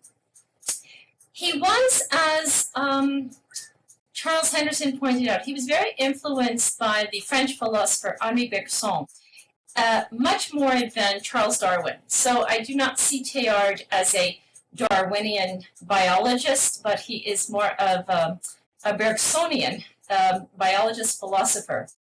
And of course, Bergson's great insight along the lines of process thinking. There's a vital impulse in nature that accounts for its dynamic change. Teilhard did do his doctoral studies at the Sorbonne, and his area of specialty was the Eocene period, about 56 to 34 million years ago. And this period is marked by the emergence of the first modern mammals. And then he was invited in 1923 to join another Jesuit in China for research. His period in China was spent outside the area of Peking, where Father Lissonde had built a museum and housed fossils he had collected in China. It was really through these discoveries that Teilhard began to question the doctrine of original sin, and this is really what, in a sense, got him in trouble with the Catholic Church. He wrote a paper on why original sin was not so original, or rather, why it was incompatible with what was now known in terms of biological evolution. And his essay found its way to Rome, and he was ordered to sign a statement repudiating, actually, his ideas on original sin. He tried to reconcile his ideas with the Vatican, but to no avail. He was disturbed, but, well, his writings were, in a sense, blocked by French bishops, again, who reported him, and he was eventually silenced. But believe it or not, it's always periods of suffering, sort of, that create a type of fertile creativity as one tries to explain one's insights more coherently. And Teilhard began to introduce concepts of biosphere and noosphere in his explanation why original sin was not the most meaningful of doctrines. In any event, Teilhard began to live in an exile, since he was not allowed to publish anything of his writings, his spiritual writings, during his lifetime. I think that's important for us to recognize, because he never had the opportunity of critique, a positive criticism, or even negative, to refine his writings. In any event, even though he was placed in exile, sort of a self-imposed exile, he continued his geological expeditions, traveling throughout China and Africa, and was in 1937 awarded the Gregor Mendel Award for his scientific writings by Villanova University, which I'm happy to report. Probably his most significant piece of writing is his Phenomenon of Man, which he really lays out his entire vision of science and biology, or science and religion, rather. And this is, as others have spoken about, his evolutionary insights on from galactic evolution to Earth evolution, through life evolution and conscious evolution. And he situates the emergence of the human as the unifying theme of this emergent process. He continued to develop his spiritual writings, constantly trying to refine his insights, developing more, but it really cost him physically and spiritually. He had several heart attacks, and in May of 1947, he was again trying to defend his writings against his critics. But he had a heart attack in 1947 that really sort of landed him in a serious state. Just to maybe sum up his life, I should just go back there and say that Teilhard died in 1955, rather alone in New York City, surrounded by just not even a handful of Jesuits. And I often wonder if he died feeling more of a failure than a success. However, he did have tremendous insight that the human species is in evolution, and that he thought Christianity is not just simply out of touch. The whole structure of Christianity does not fit the world as science now discloses it to us. So as he wrote in 1948 to his friend George Barber, he said, "What a neo-humanism that looks to the future must have is nothing less than a more profound Christianity rethought to fit the new dimensions of the world." And that, in a sense, sums up the whole framework of his spiritual writings. And just to point out maybe some of the relevant writings here of Teilhard to this discussion of nanotechnology and future, I would point out his essays in Activation of Energy and his essays in The Future of Man, which I have found very helpful in how Teilhard was shaping his thought for the future of Homo sapiens. Of course, his Phenomenon of Man, Human Energy, and Christianity and Evolution, also extremely insightful writings. And you'll find throughout his writings recurrent themes. He's constantly, in a sense, his writings are like a spiral. He keeps going back over and over themes that he feels are really helpful in forging this new future, but he's constantly trying to clarify them.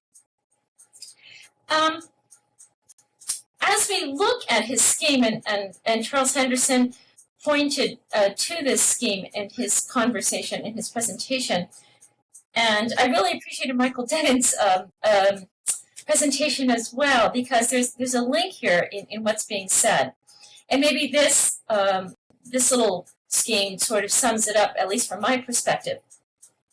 Teilhard does see that the natural world is not entirely nature itself. There's something within nature that is not nature, but is indeed deeply imbued in nature and pushing it onward towards something more.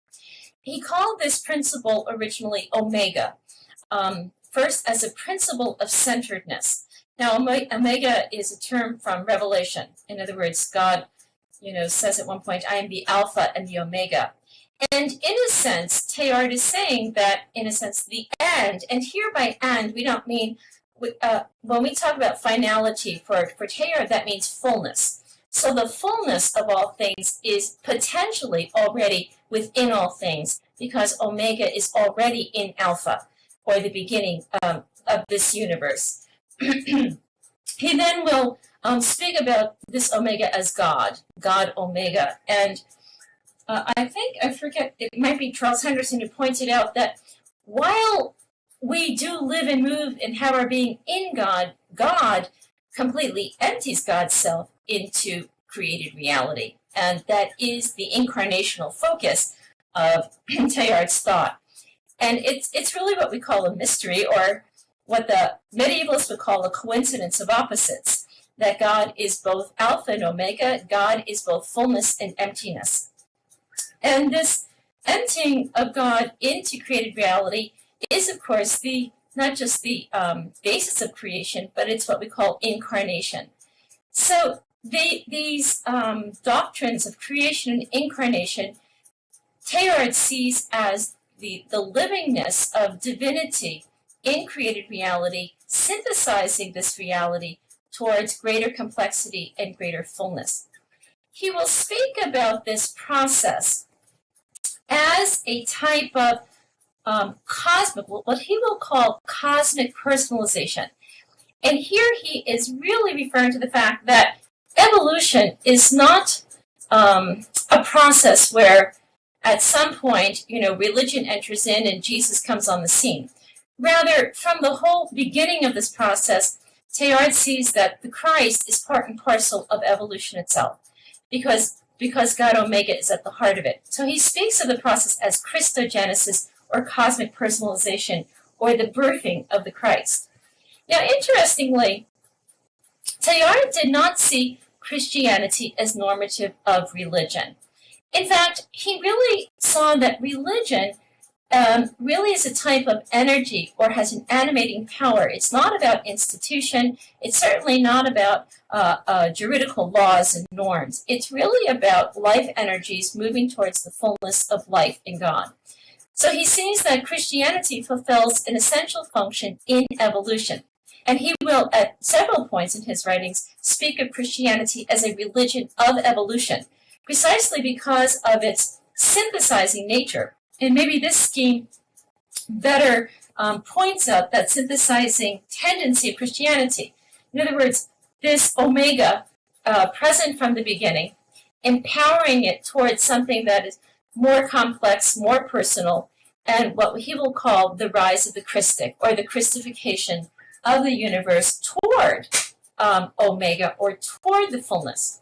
Now, just to point out certain things here, which we'll pick up in a few slides down the road.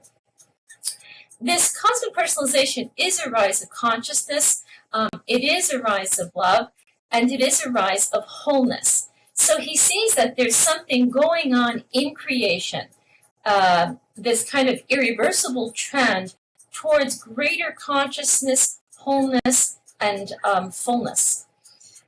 Now, he realizes that if we are to come to a new understanding of God, we need a new understanding of reality. So I appreciated the remarks of Michael Dennon, previous to mine. Now, Teilhard will look at, he was in touch with the physicists of his day. He was in conversation with some of them. And he was aware that, reality is largely energy. I mean, if we talk about quantum reality, we're talking about energy at the heart of life.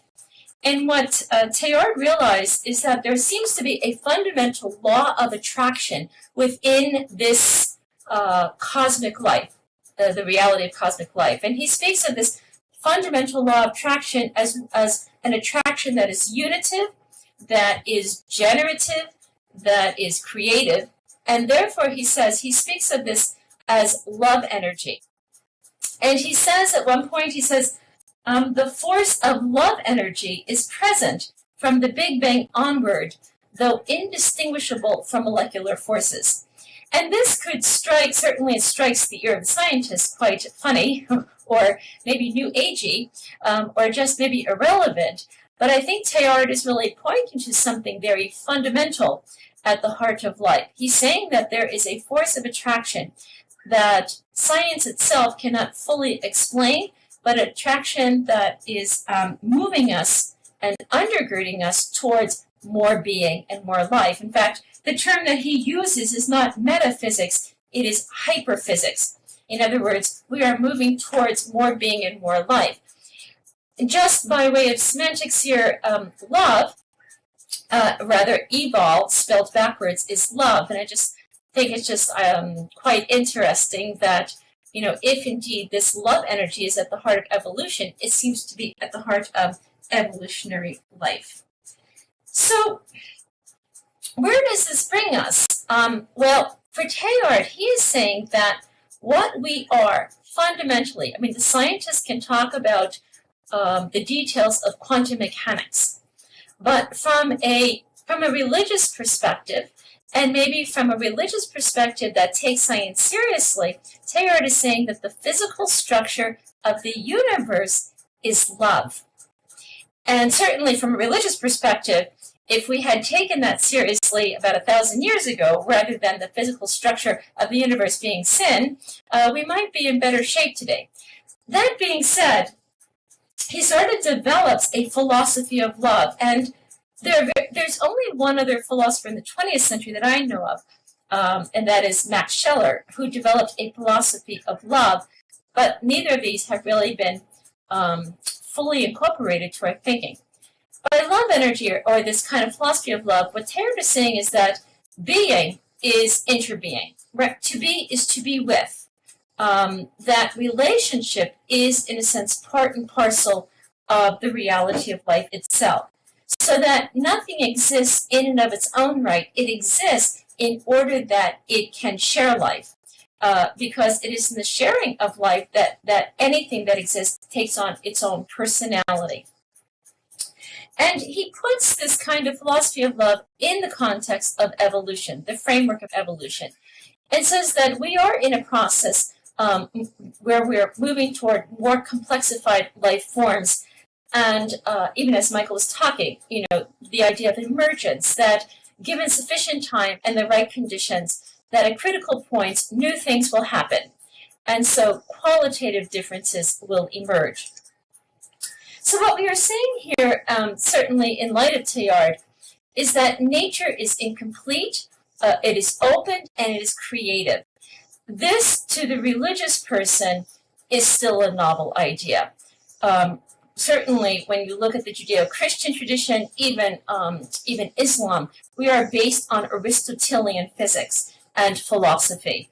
And Aristotelian philosophy posits the idea of esse, substance, and that essences themselves are fixed.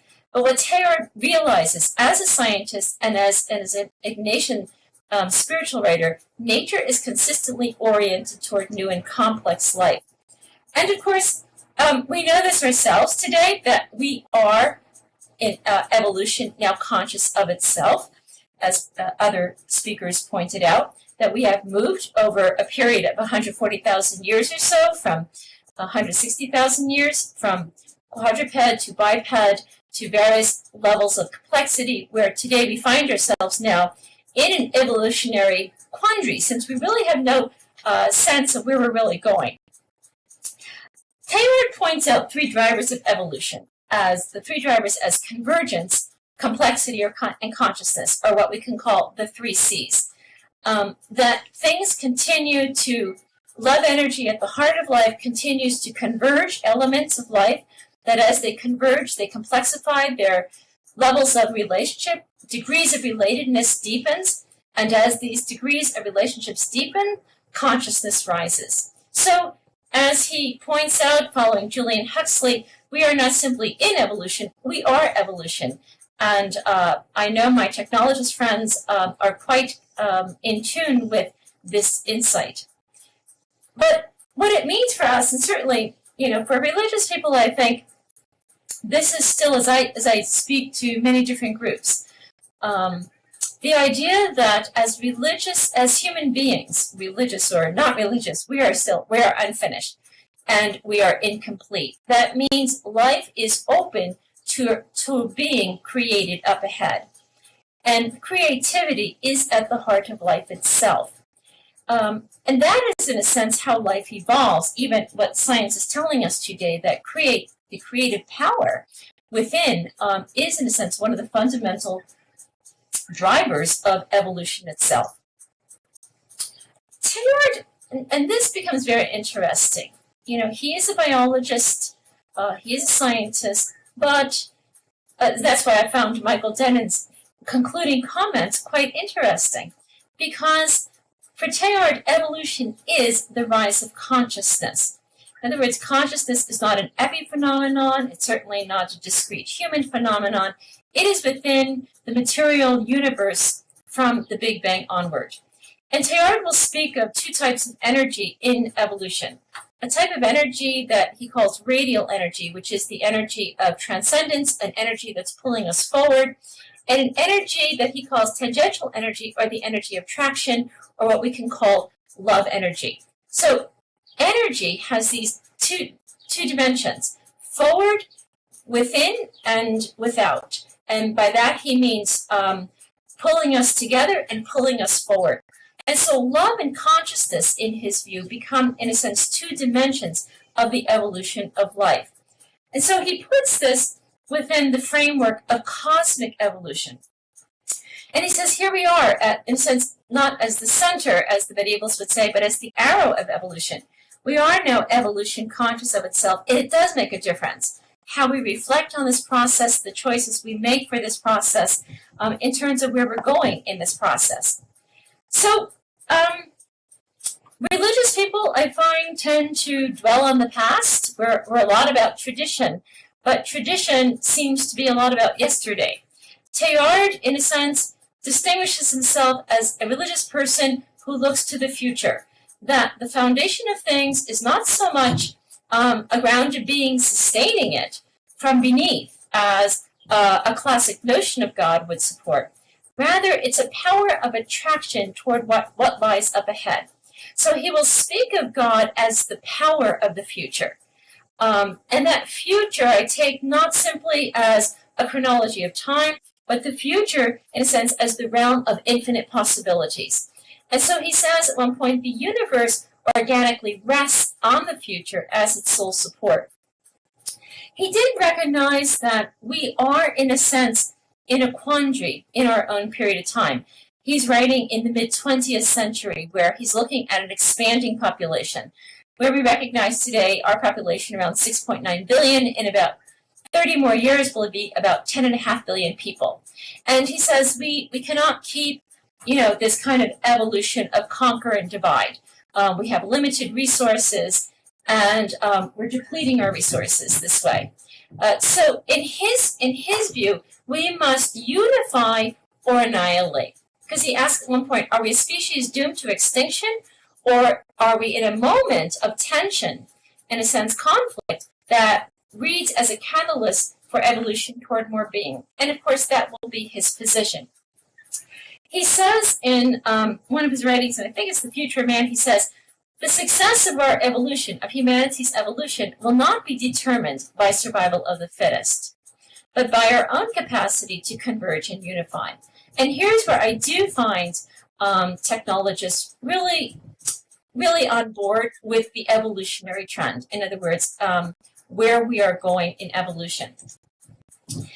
Teilhard discovered the computer around 1950, and he was completely fascinated by this new invention and, in a sense, what it could do for us. And he said, the evolution of humanity is now a new phase of life in the universe toward unification of mind.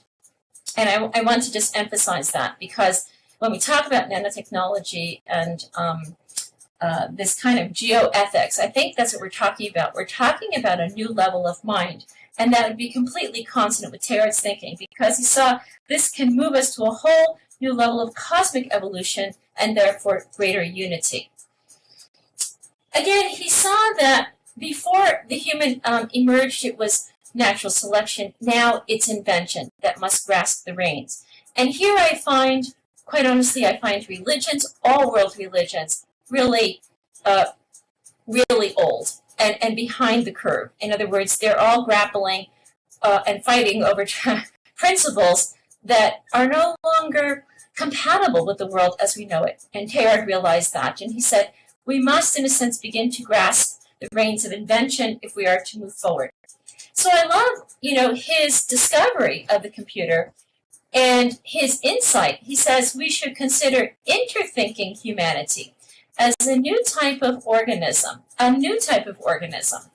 whose destiny it is to realize new possibilities for evolving life on this planet. In other words, Teilhard envisions that we humans will not just stay the same as we evolve, that something is in a sense taking place through our own creative powers. And he speaks about moving from self-reflection to co-reflection. In other words, it's not just each one of us, reflecting on where we're going. Now we reflect together, and I see this forum, this conference in Second Life as very reflective, I might say, of Teilhard's co-reflective idea. So to put this into his scheme, he sees that we are moving, over the course of deep time, from cosmogenesis to biogenesis. And he says now with the computer, and he did envision the internet sort of as a new form of global mind. He called this the phase of new genesis, or the level of shared consciousness, or the level of mind. That the new genesis, in a sense, emerges out of biogenesis. It is linked with the biosphere, but it also marks the end of diversification and the beginning of unification. So he sees on the level of new genesis that we are in a new stage of evolution, and that's quite exciting. What Teilhard envisions is that as we, in a sense, merge, and I don't think he envisioned a merging together of biology and machine as we now experience in our own cyborgian age, but he did see the convergence of human and machine as completing the material and cerebral spheres of collective thought. So in all honesty, I think he would have been quite in tune with the Terasem movement and this project of geoethics and nanotechnology, because that's what he envisioned in the late 1940s, early 50s. He saw that evolution is not a disruption in the organic whole, that this greater unification in and through us. And so he speaks of the new emergent human as the ultra-human. And he says, we're not just looking to perfect what we are, but rather we are seeking more being and more consciousness. And I like what he has to say about technology, because I do think we need something of a techno-ethics to guide our development, with technology into the future. And what Teilhard says is materialism can bring about well-being, but he says spirituality and an increase in psychic energy or consciousness brings about more being. And I think that's what we're seeking here, not just well-being or self-preservation, but a type of co-reflection towards a deepening of our being together up ahead.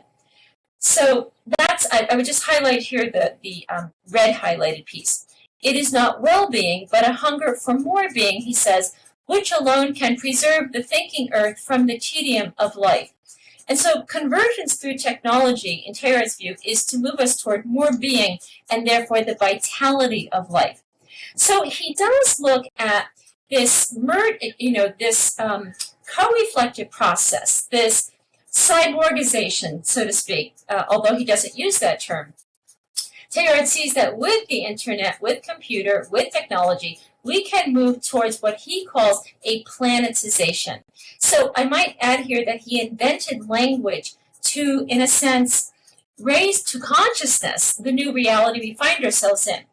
And again, if I can just reemphasize here that he sees that as humanity evolves, that we are, with technology, now building a brain. And he says that he uses this language in a 1948 essay on the formation of the nootosphere. And he says, humanity is building its composite brain beneath our eyes. May it not be, he says, that tomorrow, through the logical and biological deepening of the movement, drawing it together, it will find its heart, without which the ultimate wholeness of its powers of unification can never be fully achieved. And I want to highlight those words, because for Teilhard, it's not just having like smarter people or we can do things faster. For him, it is about coming together more unified, sharing, in other words, our hopes for the earth together, resolving, you might say, or working on the solutions to the earth together. And that means a cosmic family that is co-reflecting and co-creating. But what he does realize is that we must develop a heart together. And so he says at one point, if technology does not ultimately deepen love, then we must question the technology. Does this technology deepen us as personal in love? In other words, does it deepen what we are beyond our religions, beyond our individual personhood? Does it unite us into something more whole? What he will call, again, ultra-humanity. And therefore, I think this line sort of, in my view, sums up both the technology of nanotechnology and Teilhard's vision of the ultra-human up ahead. This idea of cosmic personalization, which he sees is what evolution is about, that there is one rising up. As he says, it is not something in evolution, it is someone in evolution. And so he speaks of the whole process as the rise of the cosmic person. And here he will say that individual religions, whether it's Christianity or Judaism or Islam, these are too tribal, and he says they are too tied to individual lines of escape. And he says if religion is to have power, is to move us, then each of these religions must let go of their individual lines of escape and converge in this cosmic personalization. He says that it's not a matter of heaven and earth, it's a matter of earth and forward movement. That what we are about is a religion of the earth that will unify us, that will bind us together into a greater whole. And so I think he would be fully in tune with the new directions in nanotechnology. I think he would be quite interested in the developments of technology as we move, you might say, from portable to wearables to implantables. I think he would want to question, what are we becoming with our technologies? He would want to have maybe some normative values, and I think that's really important for us to discuss. What are the normative values that we see together as we move forward with technology into a new future? What do we hope for? I think we have to speak about cosmic hope, not just personal hope. I think we have to talk about planetized hope. And so maybe the term that Teilhard would use is, as we develop with technologies, we're into a new realm of hyperconnectivity. And Teilhard's noosphere is the realm of hyperconnectivity. But he sees that hyperconnectivity as the rise of the cosmic person. And so I think I will end here and then open it up for discussion, and it's great to be here with you. Thank you, Elia. Just make certain to open your chat box, which if you click on the lower left side of your screen on the bottom, you click on chat, it will open it up and it will stay up.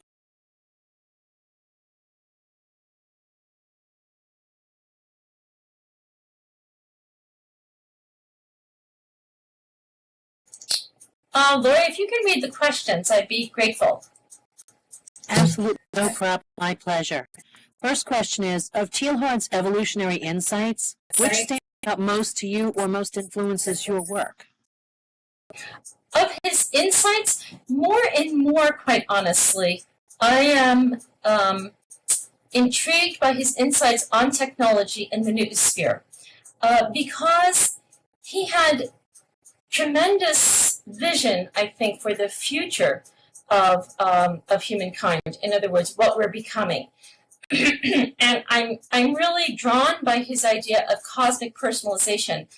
I would agree with Teilhard that our religions, as they are based on old Greek metaphysics, on old Greek philosophical principles, and they no longer really work. Religion is not the problem.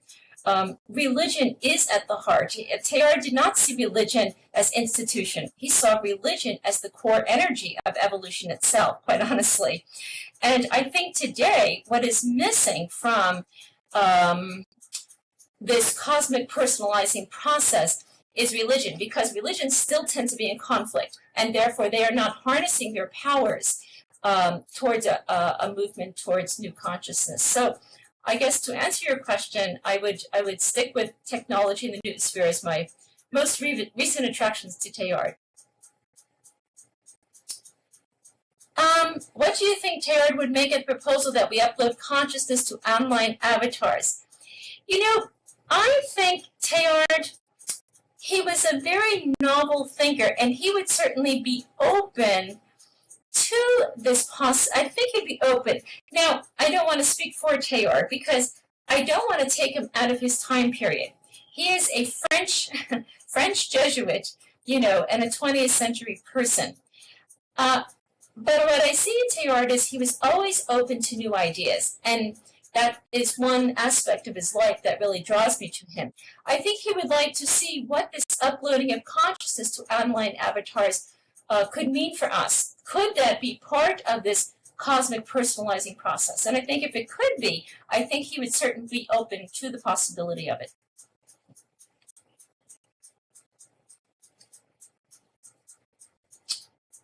Other questions?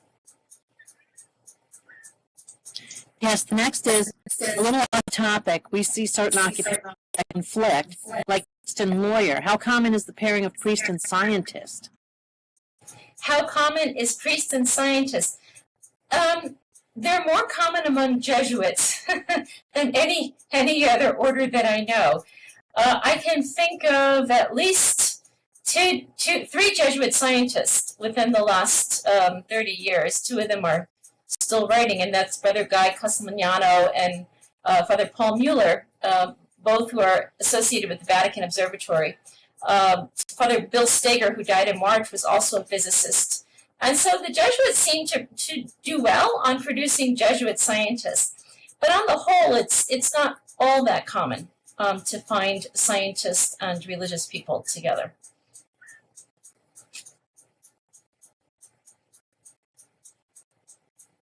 Other questions or comments? You don't have to just ask questions. I'd like to hear some comments.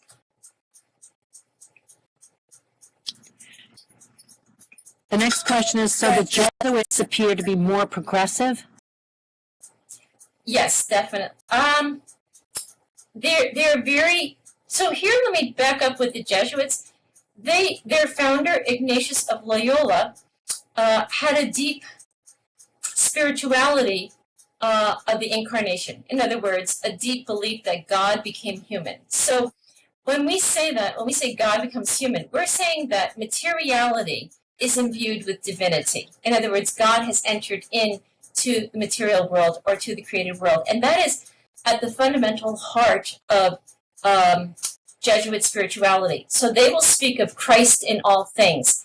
And that spiritual insight has propelled their intellectual endeavors. In other words, it's what fuels their intellectual pursuits. And I think that's why we do find this combination of science and religion among many of them.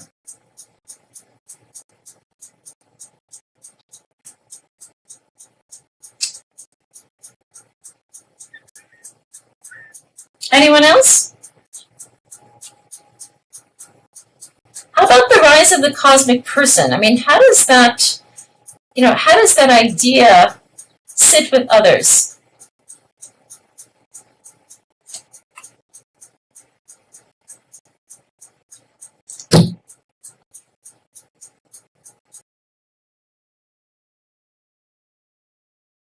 Are there any insights on cosmic personalization, or even Teilhard's idea that the Christ is not limited to Jesus, but the Christ is the whole of cosmic evolution.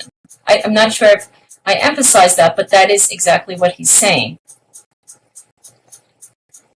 Celia, Michael Yes. Denon asks, I really like the idea of a focus on love as a guiding principle. Would you please comment a bit more on this? Yes. So again, Teilhard sees there's an energy of attraction at the heart of cosmic life.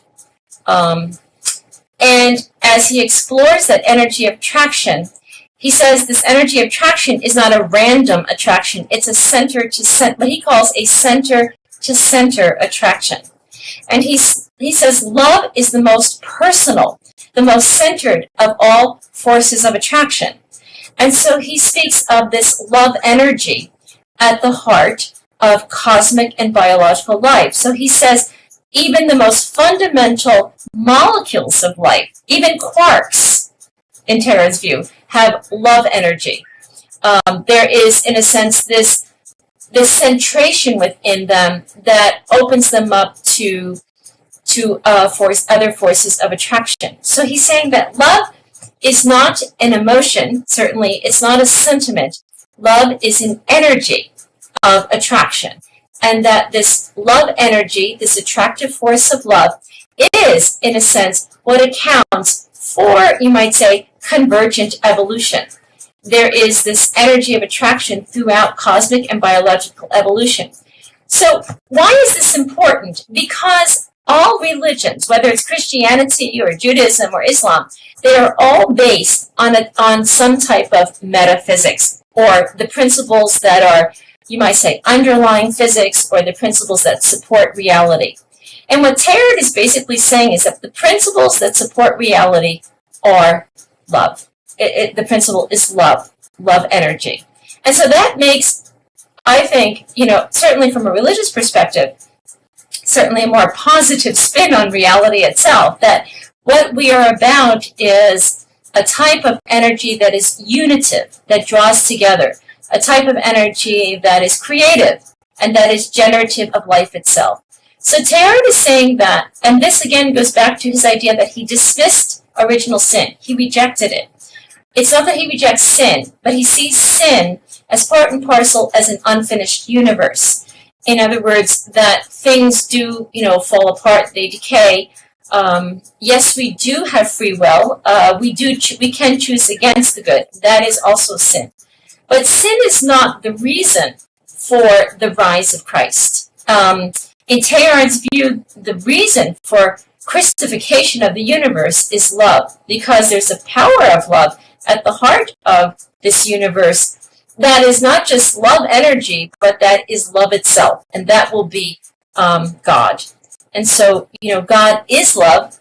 Love is not something God does. Love is what God is. This love is at the heart of this physical universe, and therefore it's this love energy that is seeking to rise up in the most personal type of relationship, what he calls, again, cosmic personalization.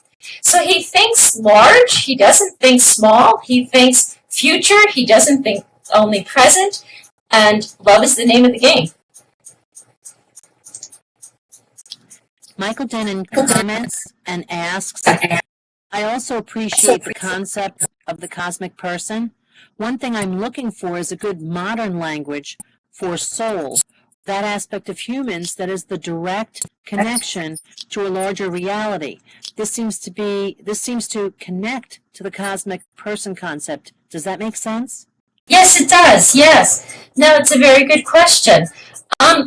Interestingly, at least from my perspective, and Charles Henderson might pop in here, I do not see much language of soul in Teilhard. A lot of language of spirit, but not a lot of language of soul. However, I agree that there's an important role for soul. And I see soul maybe as the core constituent relationality of anything and anyone that exists.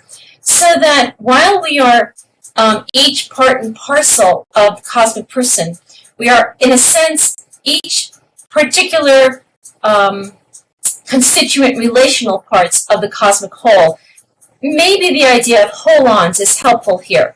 that each person or each element is a whole and part of a larger whole, that each element has its own constituent relationality, but that core constituent relationality is not separate from something larger than itself, but it indeed has its own personality precisely because it is part of something more than itself, if I can put it in that respect.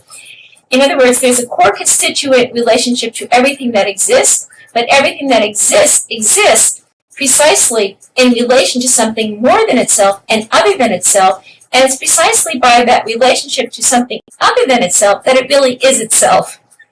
I know it sounds like a lot of words, but it's an idea that Teilhard had, that there is core constituent being, but that it's union that differentiates. It's only because we are part of something so much more than ourselves that we are ourselves. It goes back to his idea of interbeing, or rather that relationality is, in a sense, the very source and life of being itself.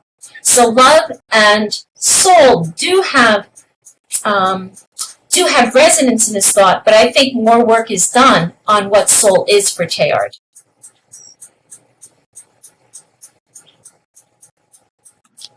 What do you envision a Teilhard-inspired set of techno-ethics may include? I think he sort of lays out some techno-ethics for us in his writings on the noosphere and the future of man. And I would include in those techno-ethics a sense of more being and more consciousness. In other words, do we have a deepened sense of self and otherness or not? I find today, if I can just put this in a different perspective, a lot of people have use our devices and our technologies for information, but without having a sense of where we're going with the information. We run into information overload and brain fatigue. And I think we have, at the end of the day, a lot of couch potatoes. And therefore, Teilhard asks, does this technology, I think we can ask ourselves, does it deepen love for us? Does it deepen our consciousness? In other words, do we have a greater awareness of being part of something more than ourselves? And do we feel connected to that larger whole? Do we have a greater sense of compassion? Do we have a greater sense of sympathy or something binding us beyond ourselves to something more whole than ourselves? And maybe the word is community. I mean, that could be a good word here. Does the technosphere, does the techno person have a greater sense of being, of belonging? And maybe that's the question. So I think a technoethics has to have the values of life, consciousness, community, sympathy, compassion, and building something together for the future. And I'm not sure we're there yet. I think we could be on the cusp of that new consciousness of the cosmic person. But we need something more explicit in terms of technoethics and in terms of raising to consciousness what we are doing together in building a new world together through technology.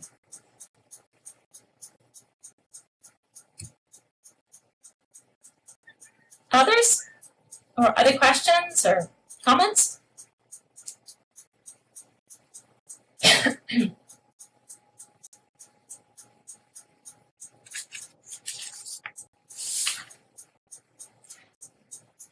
I realized there was a... Yes, go ahead. Is there someone else? No, I don't see any other questions or comments at this time. Okay.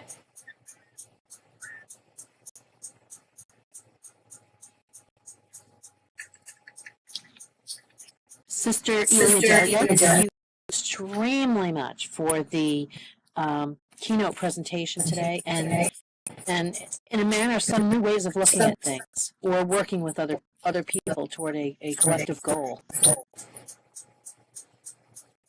Oops. Okay, this brings us to our next speaker. Michael Shermer, PhD, Editor-in-Chief of Skeptic Magazine and monthly columnist with Scientific American. The topic of his presentation is Singularity Skepticism, Cautious Optimism, and a Protopian Approach.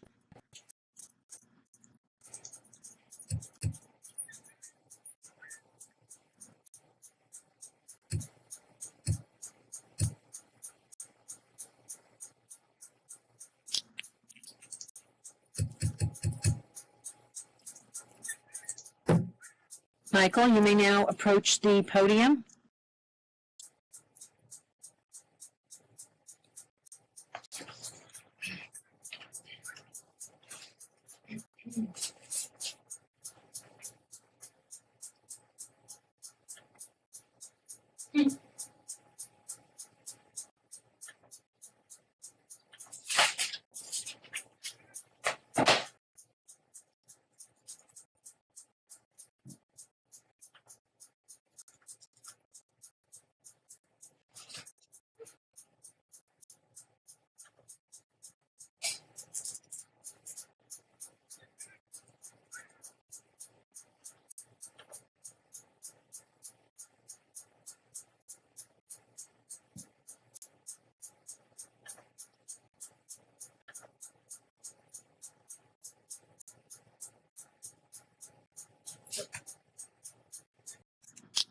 Michael, to speak, you need to press the speak button on the lower left side of your the bottom of your screen. Okay. Okay, how's that? Now you should be able to hear me. Perfect. Yep, okay, good. So I'm speaking today on, moral progress, the long-term future of humanity based on what's been going on, which is sort of like what Teilhard de Chardin was attempting to do, although his was, I think, less science-based than a lot of scientists would have liked. But the idea of transhumanism and the singularity and the future of humanity based on science and technology, that's all good stuff. So that's what I'm going to talk about. Okay, so should I start? Yes, please.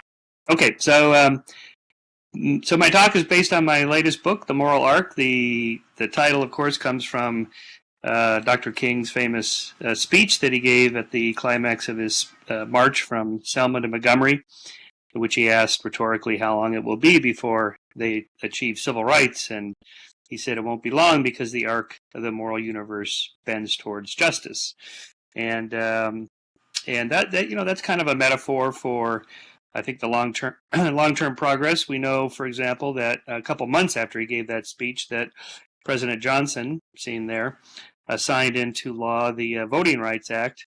Dr. King overlooking his shoulder there, and that gave everyone not just the right to vote, but the actual practice of voting. And that of course followed on the heels of the women's right to vote, which came to America in 1920. Fairly late in the game, but still, nevertheless, we were about right in the middle of democracies granting women the right to vote. This is a woman named Inez Milholland who led a march on Washington, D.C. In 1913 on that white stallion there.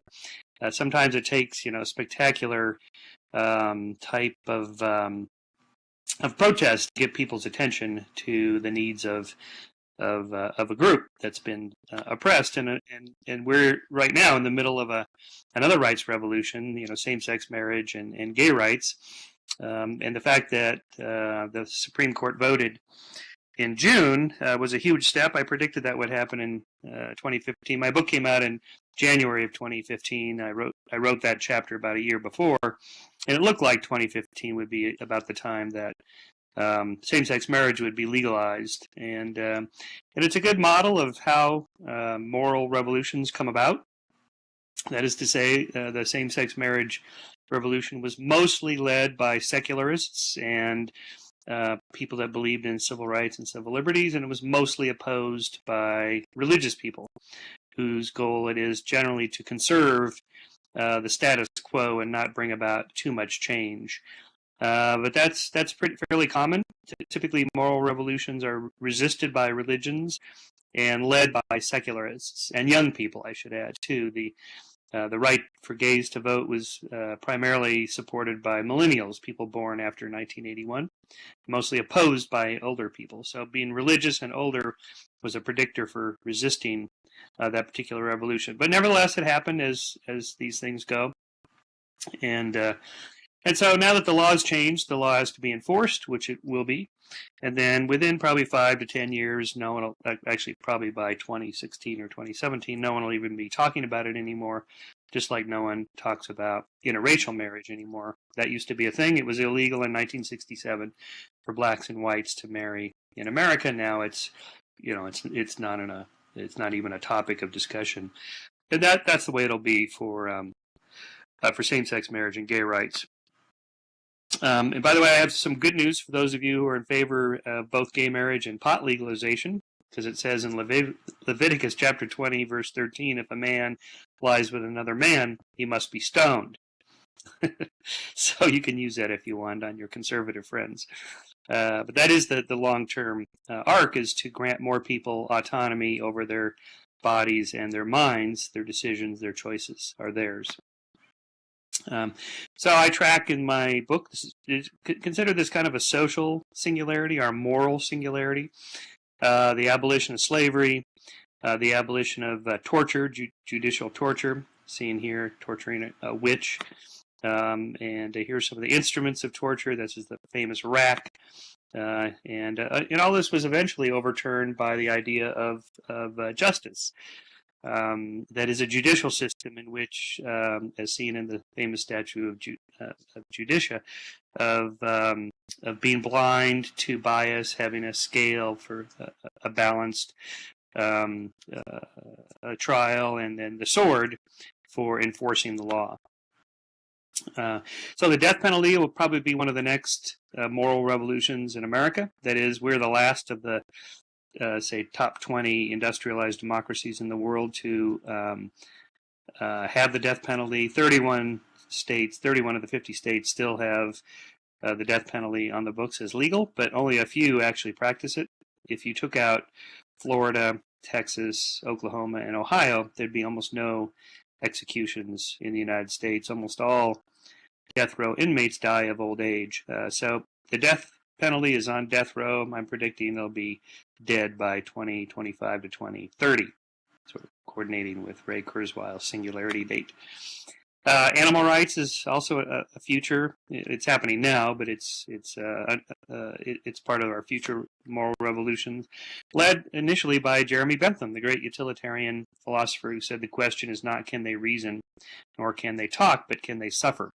So part of the moral arc has been bending because of our sensitivities to the suffering of other sentient beings.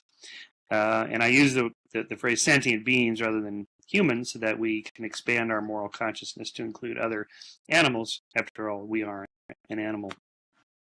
How far is the moral arc bent? I claim everyone today, conservatives included, are more liberal than liberals were in the 1950s. Here's a few images of that, say black and white restrooms and certain groups not served in restaurants. Here's racially segregated cab services and stores and restaurants, whites only military police, black military police. Again, these kinds of signs you see, or a good public display of an execution. We don't do that anymore. A nuclear bomb being exploded in the desert of Nevada. The family, a mother and son watching. The idea of the KKK visiting a fairgrounds. Lynchings are not ended essentially in 1950s. No more lynchings. But what about ISIS and violent religion? They certainly practice these kind of barbaric acts, immoral acts, but in fact ISIS, there's nothing new about what ISIS did. This is what Christians used to do to Jews and others, people they thought were witches or Christ killers, which the Jews were accused of being. This is from a 12th century French illuminated Bible in which two Christian soldiers are about to behead two Jews. And that's the kind of thing that religions used to do that they don't do anymore. And the reason is not because they made some biblical discovery or reinterpretation or they got a new revelation from God. It's that they become more moral because of secular society moving in a more moral direction. So we no longer see witch burnings. And again, it's not that there was some discovery made in religion that there aren't witches. It's that science showed us that witchcraft is not real. And I call this the witch theory of causality. That is, if you believe that women cavorting with demons cause disease and plagues and accidents and disasters, then you're either insane or you lived 500 years ago when everybody believed this. And so what happened is that we changed that. As Voltaire said, those who can make you believe absurdities can make you commit atrocities. Well, the belief that witches are real and cause diseases and accidents and plagues, that's absurd. And then the atrocity comes from, killing people that you believe are witches. So essentially, that's what we've done. Science and reason have replaced superstition and these dogmas of believing these crazy things about people. So correcting mistaken beliefs about other people is the first step in expanding the moral sphere.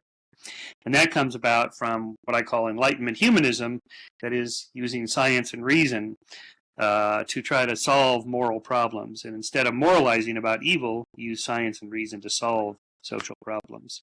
And that began with the scientific revolution and the discovery by people like Copernicus and Kepler, and seeing here Galileo and Newton, that the universe is understandable. It's governed by laws and principles that we can know and understand and then apply to make the world a better place. And ever since then, Enlightenment philosophers, people like seeing here Benjamin Franklin, Thomas Jefferson, Thomas Paine, John Locke, and Thomas Hobbes before them, Adam Smith, David Hume, Immanuel Kant. These were all Enlightenment philosophers who were not especially religious, but who attempted, like their scientific revolutionaries before them, to apply the methods of science to solving social and moral problems. And that's been the primary driving force behind the moral progress, as I've documented in the moral arc.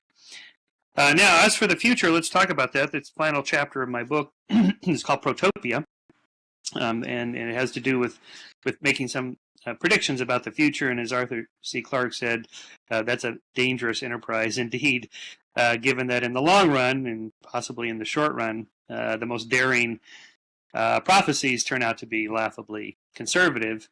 Still, a man's reach should exceed his grasp, or what's a heaven for? So, I do make some ideas here, and I like the idea of Protopia. Kevin Kelly is the co-founder of Wired magazine, and he's now one of the internet gurus at Google. And Kevin's idea is like, forget utopia. Let's just go for protopia. That is just small increments of progress day by day, making the world slightly better tomorrow than it is today, slightly better today than it was yesterday, and so on. In other words, instead of asking, where's my flying car? And making the transition from 1950s jalopies to flying cars, let's just go for slightly smarter cars today than yesterday, slightly safer cars tomorrow than today, and so on. Just increments of progress. In terms of politics, looking at the long-term future of nation states and so on, we see a transition in polities from hundreds and hundreds that used to dominate Europe to just a few dozen, and this is the long-term progress toward one world government. I don't know. Probably not, mainly because the fixing the pothole problem, that is, probably governance is moving toward more local, like it used to be centuries ago, instead of just one giant government, but run smartly using computers and so on. So maybe centuries hence there won't be one world government or 186 or 191, however many countries it is right now. That changes constantly. Just have lots and lots of city-states. That is, the mayors will be the future of politics. Instead of dear leaders and presidents and dictators and prime ministers, maybe the mayor. That is, city-states will be where the action is. After all, nations change constantly over the last several thousand years, but cities have been kind of the primary force of stability. I recommend this book, If Mayors Ruled the World. Is a good way to think about how problems actually get solved on a local basis. Nations don't really do that. Cities do that. Mayors do that, not presidents. As Mayor Fiorioli LaGuardia said, there's no Democratic or Republican way of fixing a sewer. That's right. It just has to get done. And so if you look at the long-term trends toward where populations live. People are moving more towards cities and urban areas rather than in rural areas. That's the trend. And so by 2050 or so, the vast majority of the population will live in cities. So cities are where the action is going to be. And so I'm predicting, as these tiny communities over the past several centuries coalesced into larger and larger states, instead of ending up at one world government, we'll end up bounce off the floor and end up at lots and lots of small polities again, city-states run by mayors and the people. The End of Power is another book I recommend. That is, sources of power are moving away from giant governments and corporations toward smaller groups and individuals. You can see that in how who wins wars now. More and more smaller polities are winning wars over and conflicts over larger polities. It's just the way it happens to work. Bombing like this of small countries like Vietnam did not go over well in terms of the popularity of the leaders. The declining power of big corporations. The number of companies still on the Fortune 500 list from 50 years ago has changed dramatically. The length of time that CEOs stay in power, the number of years or decades that a company can dominate a particular industry has been going down. So it's harder and harder for corporations and governments to maintain power. And then I also recommend, along these lines, these older books that prophesized about these kinds of shifts. Citadel, Market, and Alter, and the Art of Community. That is, proprietary communities may be part of the future. We already see this with malls, shopping centers are proprietary communities, as are condominium complexes and retirement communities like these, and industrial parks, privately owned, private roads, private colleges and universities, and corporate campuses. Our proprietary communities, and hotels are proprietary communities. Hotels corridors are like private streets, and elevators and escalators are like private transportation systems. The center of the hotel, and there's stores and restaurants and complexes like that. Hotel transportation systems, and so there's a balance there, I think, between the public and the private, nicely described by Robert Nozick in his book Anarchy, State, and Utopia, that I recommend.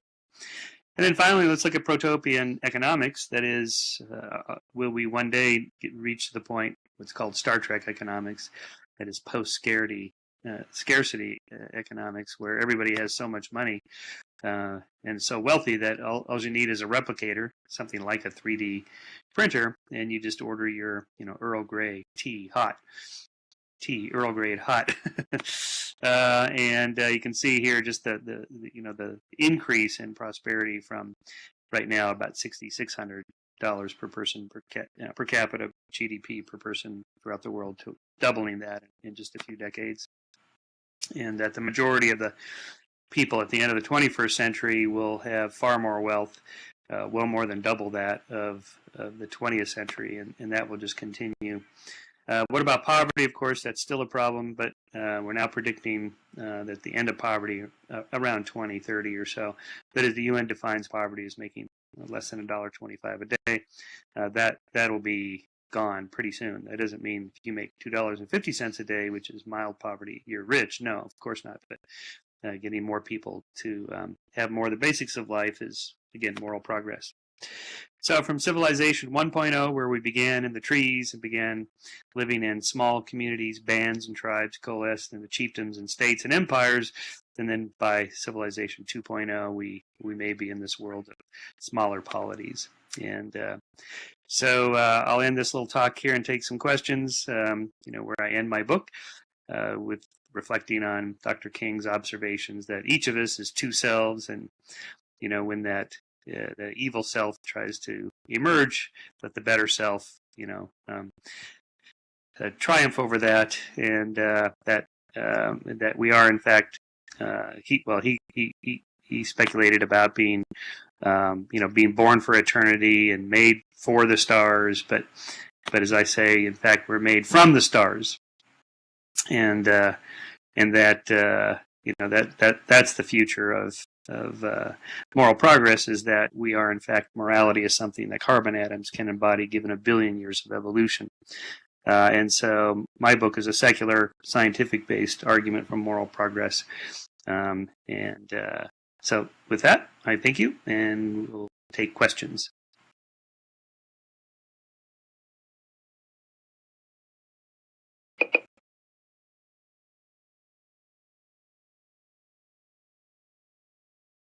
Okay. What would you like me to do now?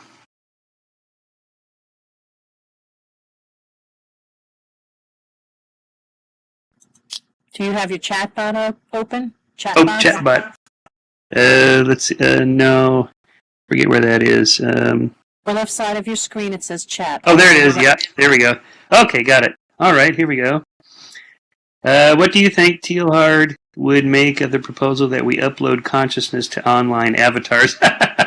Well, I doubt he would have even thought of something like that, since virtual realities were not real or virtual in his own time. But that is the idea that, I guess, the new sphere is where we all exist in this this kind of spiritual space. Again, I have to say, I think that the idea of the singularitarians, that we're going to, soon by 2030, 2040, achieve, integration with computers, and therefore you can live forever digitally or whatever. I'd rather that people work on solving more immediate problems. Again, like fixing the pothole problem. I'm not worried about living forever. I just want to make it, say, the next 10 years without getting cancer, or maybe the next 20 years without getting Alzheimer's, or senility, or Parkinson's. I mean, can you solve problems like that? And the answer is no. We haven't solved those problems.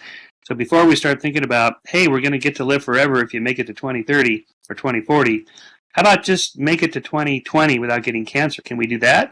And so that, I think that's the sort of thing I'd rather think about in terms of the future of our consciousness. How about just in my own body, in my own brain, rather than uploading it to a computer?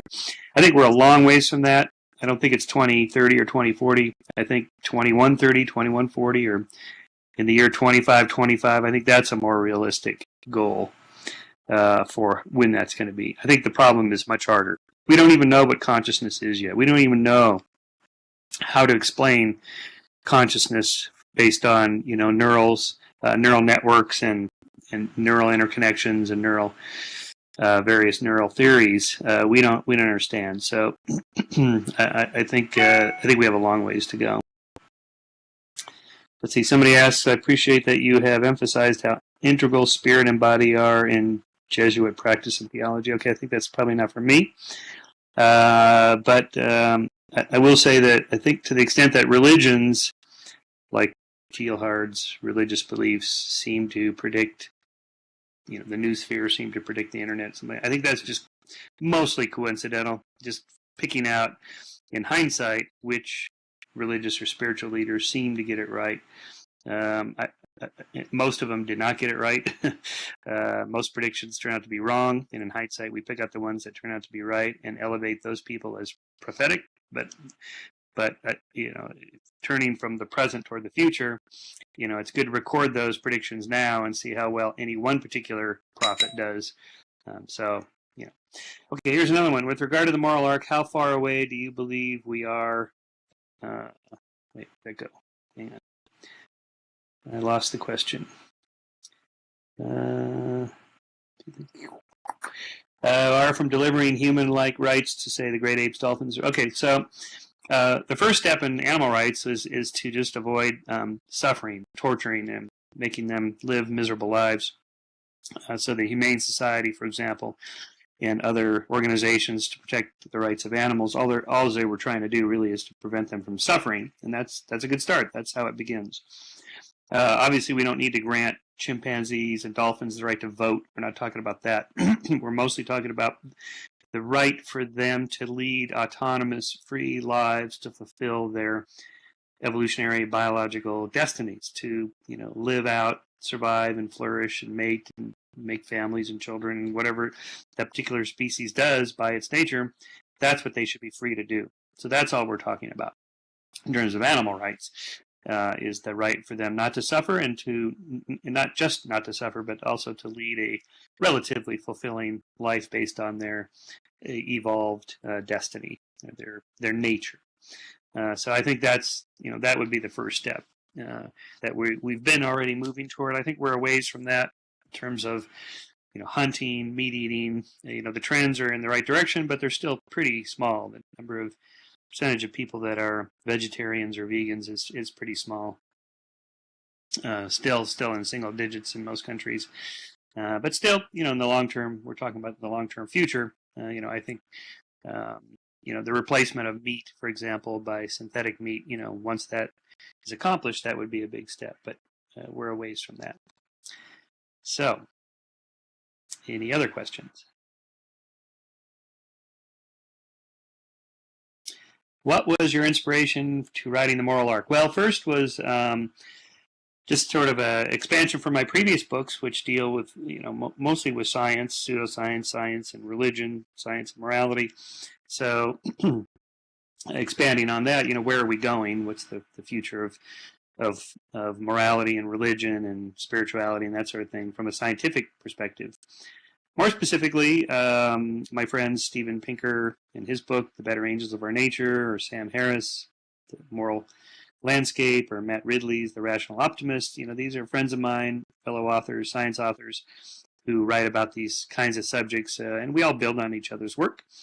And so building on my own work, on their work, just kind of pushing the frontiers. How far can we go with this idea that there is such a thing as moral progress? Is it true? And if it's true, then where's it going? And if religion is not the major driving force behind moral progress, what is? And so that's the basis of the book.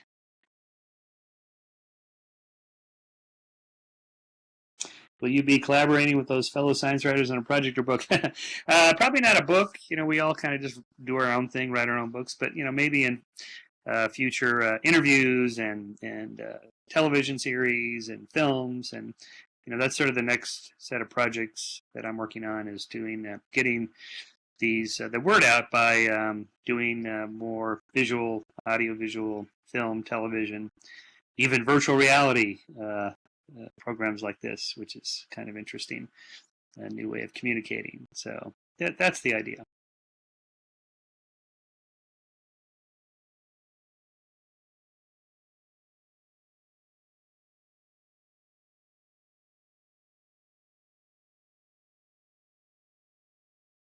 Any other questions?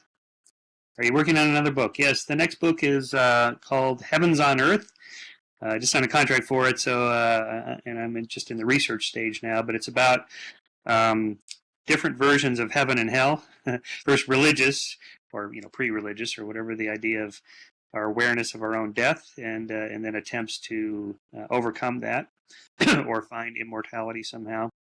So I'll go through all the religious versions of that, including especially, of course, the Christian idea of heaven and hell, but then more secular versions. That is to say, the stuff we're talking about here, the new sphere, or the singularity, or whatever, that we get to live forever, in a virtual reality, say, for example, that would be a kind of a heaven. Or more political versions, like utopias. Can we design a perfect society in which everyone's happy forever? The answer is no. And so in a way, this book is expanding from where I left off in the moral arc. That is this, attempt to create this perfect world. It can't work because people are too diverse. So there has to be multiple peaks on the moral landscape, as Sam Harris likes to say. Multiple different kinds of societies and political entities and social institutions and so on. So much variety. There is no one perfect way to live. But these attempts to live forever, they're deep in our human psychology. But the fact is, there's 7 billion people living today. About 100 billion people lived before us. Not one person has ever achieved immortality that we know of, or gone to heaven and come back to tell us about it. No evidence for any of that. So as far as we know, this is it. So rather than just speculating about how great it's going to be in the future, don't miss out on how great it is now, because this we know for sure exists. We don't know if there's such a thing as heaven. So that's my next book that I'm now working on. What are your thoughts on living forever through something like a mind file, an attempt to digitize one's consciousness? My thoughts are I'm skeptical, very skeptical. I don't think we're anywhere close to being able to do anything like that. Again, we don't even know how consciousness arises from the brain. Obviously it does, but we don't know how it does. So before you can create something like that in a computer, you have to first understand how it happens in the electric meat of our brain, and we don't. So I think we're a ways from that. It's possible it could be something like a Human Genome Project, which was accomplished in far shorter time than anyone predicted. I mean, people were saying, a century. I mean, it took a decade, so 10 times faster. But the human genome, I mean, we're just talking about 4 base pairs here. This is nothing even remotely as complex as the human brain. You're talking about 100 billion neurons, 1,000 billion or a trillion synaptic interconnections, maybe more, and then how all those interact with each other, compounds the complexity by many, many, many orders of magnitude more than the human genome. So the idea that the Human Genome Project is a model for how we're going to achieve digital consciousness, it doesn't really work. It's a much harder problem.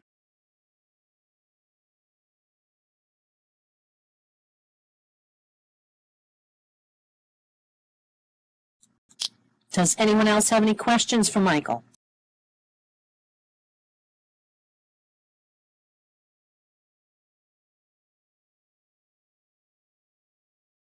I don't see anything else, Michael. Thank you so much for that presentation. It made me think in a lot of areas that I hadn't really touched much on before.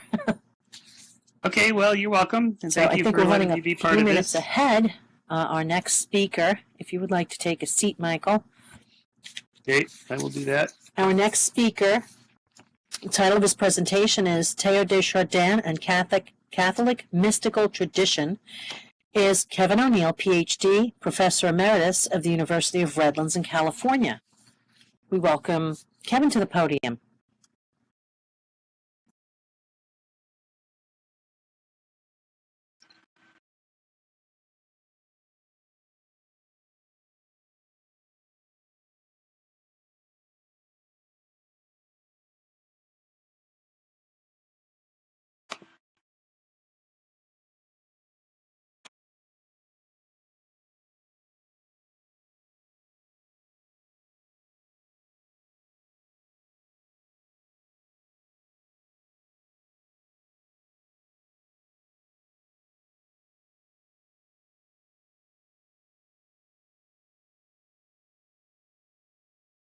Can everyone hear me? I think this is working. But I want to introduce myself and to say that I have never been in second, as I'm sure many of you.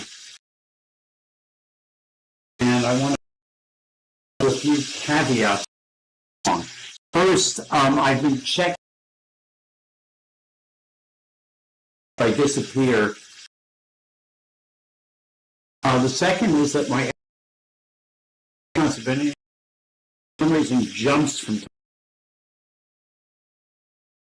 Please don't think about my presentation.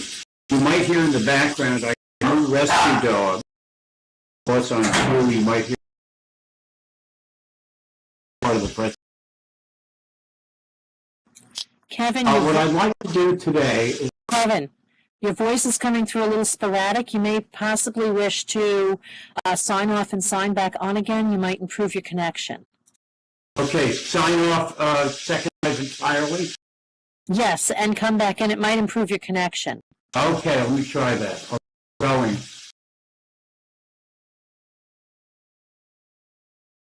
Thank you for your patience, everyone, as we try to have Kevin grasp onto a stronger signal or have a stronger connectivity. Bear with us a few moments.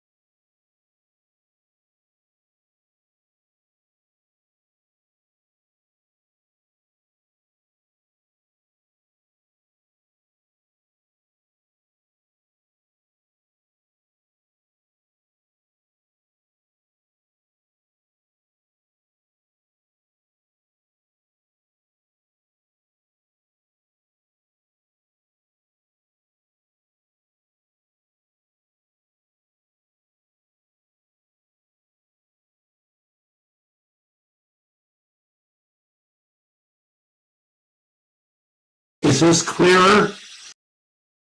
Yes, it seems to be. Okay, I can start. Should I start all over again? Yes, please. Okay. Hello. First of all, now my sound is hearable, thank you. I wanted to issue certain caveats about this, number one of which is that Second Life has checked me out a couple of times this morning, so if I disappear again, it's not my decision. Second, you may hear a dog barking in the background. I just got a new rescue dog and we're still training him, so that again is not part of the presentation. And third, my avatar, for reasons that are unknown to me, has sometimes tended to jump in my other visits here. So if I jump, don't take it personally. It's not about the talk. So I want to begin by first thanking the Terasem Foundation and Dr. Rothblatt, and especially Lori Rhodes, without whom I would never have gotten in this room. I've been wandering around Second Life site, and she's been invaluable in helping me, as she's been helping everyone today. So I want to thank everyone involved with this, and to just note that I am delighted to be on this list of very impressive and knowledgeable speakers. What I'd like to do today is twofold. Number one, I want to talk about the position of Teilhard de Chardin with respect to the Catholic Church as it stands at the moment. And second, I want to trace back his difficulties with the Church to what I consider two different models of Catholic belief and practice, which I think are also models that occur in other world religions. And I'm going to offer you some almost laughably simple templates that those of you who are theologians will find almost comically simple, but I think they're clear and they help us guide us through his ideas in a way that might be pleasantly simple. So let's begin. The first slide I'm going to show you is of Teilhard de Chardin's very simple grave site in a place called St. Andrews on Hudson in New York. It's in Hyde Park, officially near Poughkeepsie. It used to be a Jesuit cemetery that was behind the Jesuit novitiate at St. Andrews. They have since sold that building to the Culinary Institute of America, but they've kept the graveyard. I came upon this graveyard, it must have been about 1960. I had read Teilhard's Phenomenon of Man probably within hours of the moment when it was put into bookstores in 1959 in English, and it transformed my life. I was very much a product of Jesuit education, Jesuit high school, and Jesuit college, and I was a skeptic. And it was delightful to see a Jesuit scientist who was incorporating evolution and cosmology into his appreciation of the Catholic Church, and appealed to me immensely. I also learned later that Teilhard was living across the street from my high school in the rectory of St. Ignatius of Loyola Church on 84th Street in Manhattan for the last several years of his life, in exile from France, where the church would not let him assume a position at the École des Études in Paris. And the next slide just says that describes that. And I want to talk about Teilhard's problems with the church. Let me go 2 slides forward.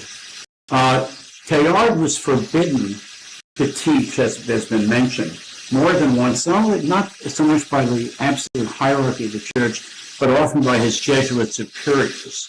And his written works were kept from publication, again, for a variety of reasons, for more than 20 years. He wrote probably The Phenomenon of Man in the late 1930s, early 40s. But the French edition didn't get published until 1955, and the English translation until 59, so his work was not out there. His rejection culminated, interestingly, and I was surprised by this too, when the Holy Office under Pope John XXIII, who was the instigator of Vatican II, which we think of as the source of all things liberal and Catholicism, but he permitted the Holy Office to issue a monitum or a reprimand against Teilhard's work. This is not an accusation of heresy, by the way. He was never declared a heretic by the church, and he was never put on what was called the Index of Forbidden Books, which was a major part of Catholic arcana back in the 50s. I remember it well. But I do know that people in religious institutions, for example, the current governor of California, Jerry Brown, who was in Jesuit seminary, was forbidden to read his books, and Catholic bookstores were not permitted to sell his work. But since then, he has had a huge reversal of fortunes. Interestingly, as you see in the slide, he's a linchpin of the philosophy and theology of the notable doctrinal conservative Cardinal Ratzinger, who became Pope Benedict XVI. So Ratzinger, who is known as the pit bull of the Vatican, who is very conservative, embraced Teilhard, as did the prominent Catholic theologian Henri de Lubac. So relatively early on, he was accepted and integrated by many Catholic theologians because, as any Catholic knows, the Church is much more complex and filled with division, controversy, and debate than most non-Catholics understand. So he was very much a part of Catholic theology. But what I want to talk about today are the reasons why Teilhard's status in the Church has been so volatile. And my hunch is it's because the Catholic Church, let's see, make sure I have this. No, I'm not doing the slides well.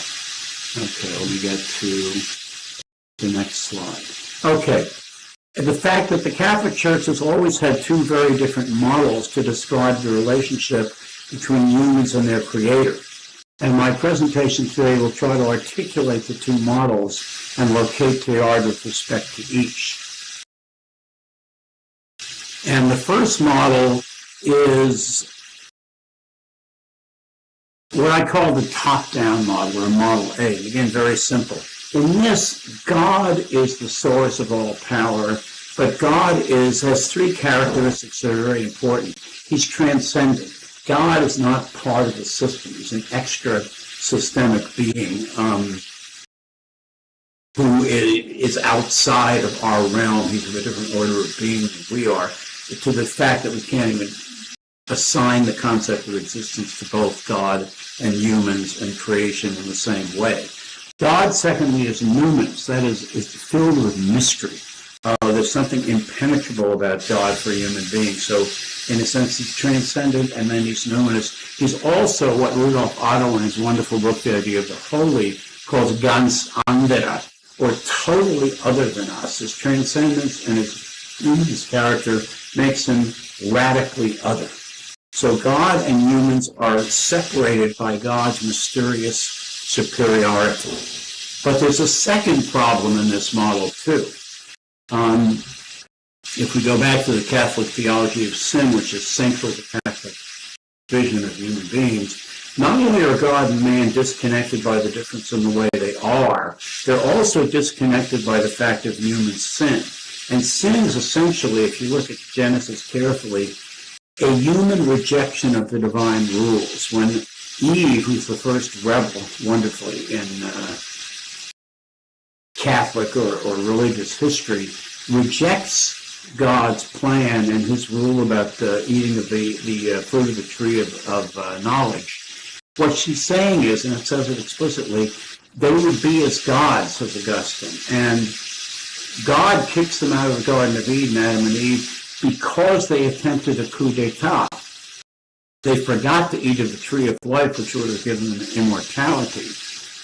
So he ejects them in order that they not rebel again. So humans are separated in the Catholic, in this top-down tradition, by two breaks: God's transcendence and human sin.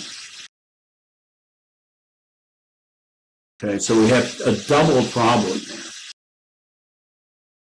Now, the Catholic Church and traditional Catholicism provides different ways to heal this double breach. Again, first, it's all coming from God. God sends his only Son in the incarnation. He incarnates or enfleshes his Son, who then has to suffer the crucifixion, a painful death, in order to redeem, and he has to get up from the dead, he has to become resurrected, in order to offer us redemption or pay the price for human sin.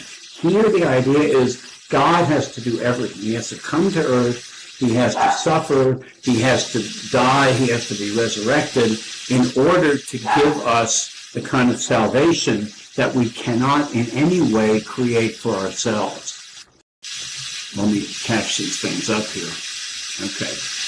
Oh, excuse me, I walked inadvertently. Okay, what we have here then next is the idea that the way Catholics get connected to this whole system of incarnation, crucifixion, resurrection, and redemption is through what's called the life of the sacraments. And the old Baltimore Catechism when I was a kid said, sacraments are outward signs instituted by Christ to give grace.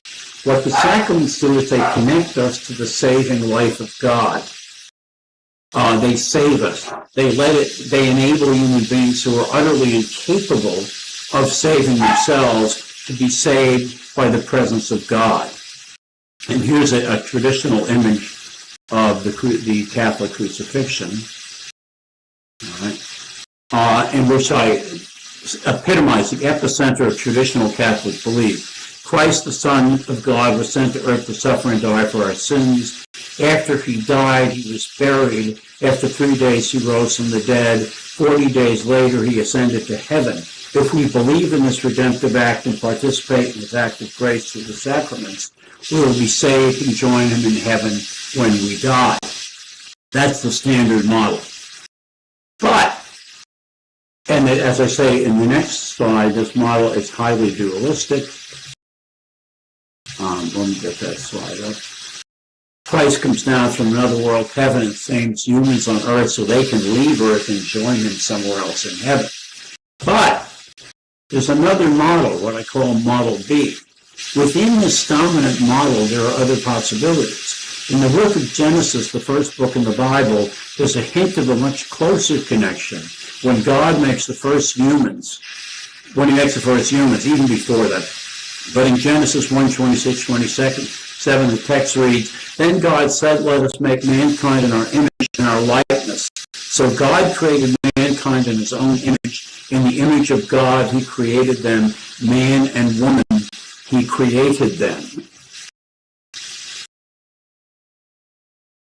And this creates what I want to call a secret connection between God and humans. When God creates the world, everything he creates has, by definition, to be always already part of God. And when he says that human beings especially are made in his image and likeness, what you're saying is that there's something divine already in humans.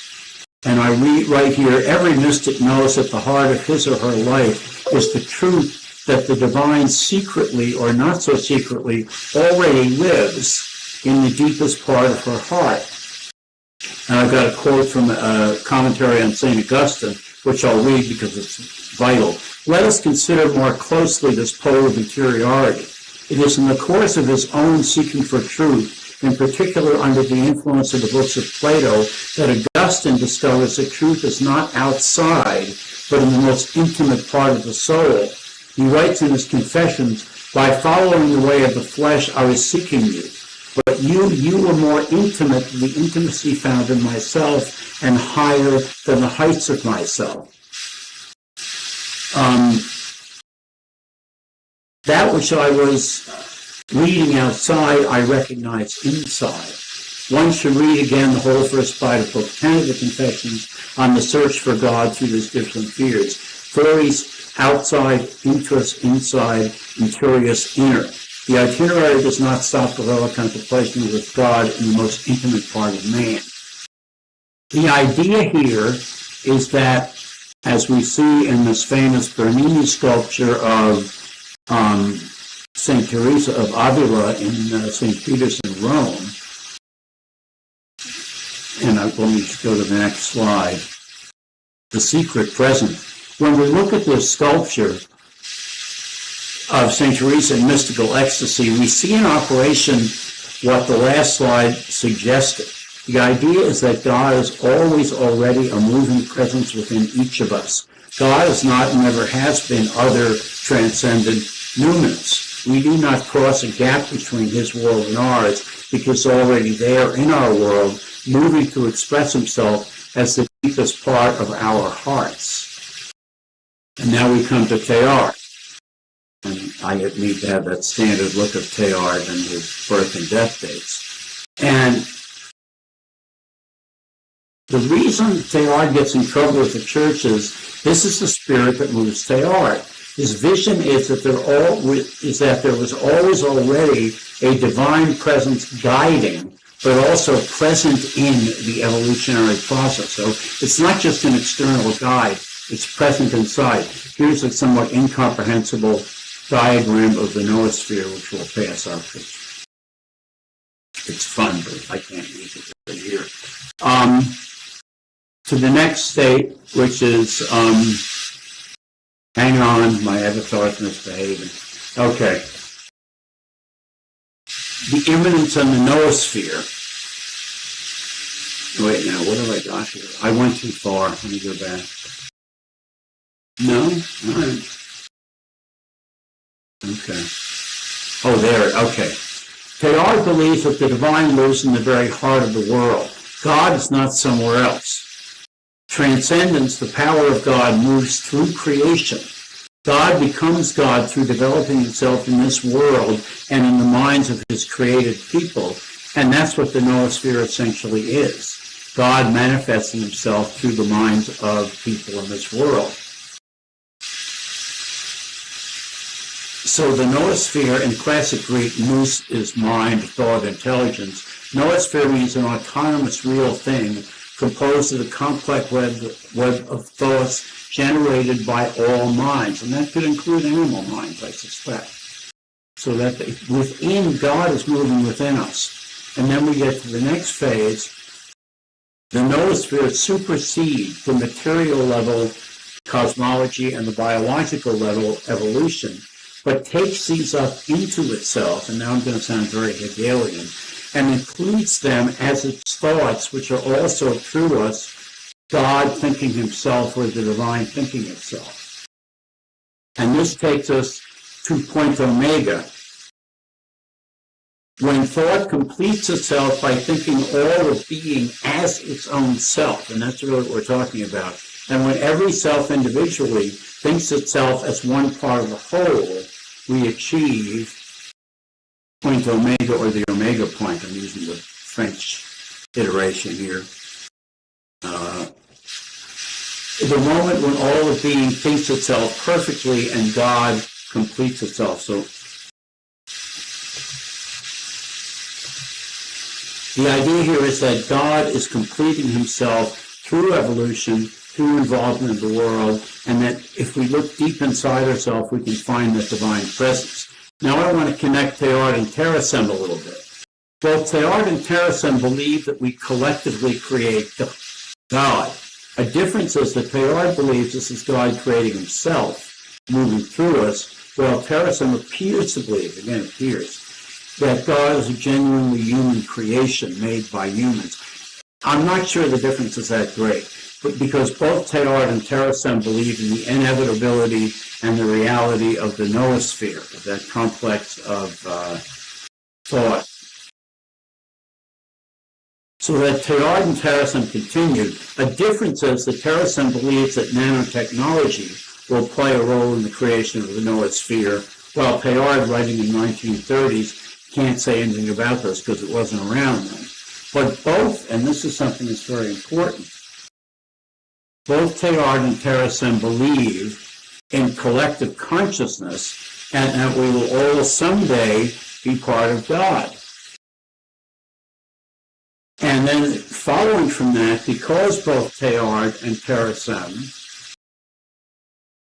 believe that all being is one, both believe in geoethics, or our individual and collective responsibility to care for all beings, material, biological, and spiritual, as, interestingly, Pope Francis calls on us to do in this recent climate change encyclical Laudato Si. And here, not only the former Pope, but the present Pope rejoins Teilhard. and says in the encyclical, the ultimate destiny of the universe is in the fullness of God, which has already been attained by the risen Christ, the measure of the maturity of all things. This is the omega point. Here we can add yet another argument for rejecting every tyrannical and irresponsible domination of human beings over other creatures. The ultimate purpose of other creatures is not to be found in us. Rather, all creatures are moving forward with us and through us toward a common point of arrival, which is God, in that transcendent fullness where the risen Christ embraces and illumines all things. Human beings endowed with intelligence and love and joined by the fullness of Christ are called to lead all creatures back to their Creator. That's the Pope. And now I have a closing shot of the Pope. Is this the transhumanist Pope? Will the future bring convergence among our spiritual visions? Only the future knows. And I end with that last slide. Only the future knows. Thank you.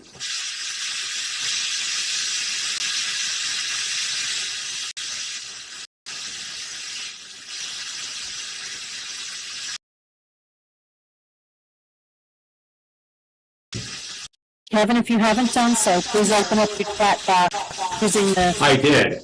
It's open. But now I saw something from you, and now I don't have it. Where is it? I've got my chat box open. Do I have to go to you to get what you said? Okay, let's see. I'll try reposting it. Okay, redo it again. Oh, there it is. Okay. Lori asks, things on the nanoscale, whoop, it disappeared again. Why is that? I'll just say it. Things on the nanoscale have always existed. It's our ability to see and work at this minute level that's pretty recent. Do you think this is a fresh way of looking at things Teilhard spoke of? Yeah, I think so. I think he'd be very open to every new development. And I do think that the nano level is just fascinating. And I think he'd embrace that because he saw, as people have said before, Teilhard's a very progressive thinker. And he sees divinity especially, and he sees the world saturated with divinity. That everything that happens, every new technology, every new invention, is some sort of a manifestation of a plan working out. And I want to make one comment I didn't make during the talk. This is not intelligent design or creationism. In that idea, which is very conservative, there's an external God who kind of fixes the game of evolution to work in a certain way. That's not Teilhard. He genuinely believes the divine is inside the creative process, or the evolutionary process, with all its false starts and extinctions and genetic mutations that don't work, etc. All of that is part of the divine working out. So any technological development, those that work and those that don't work, is seen by Teilhard as part of the divine working itself out.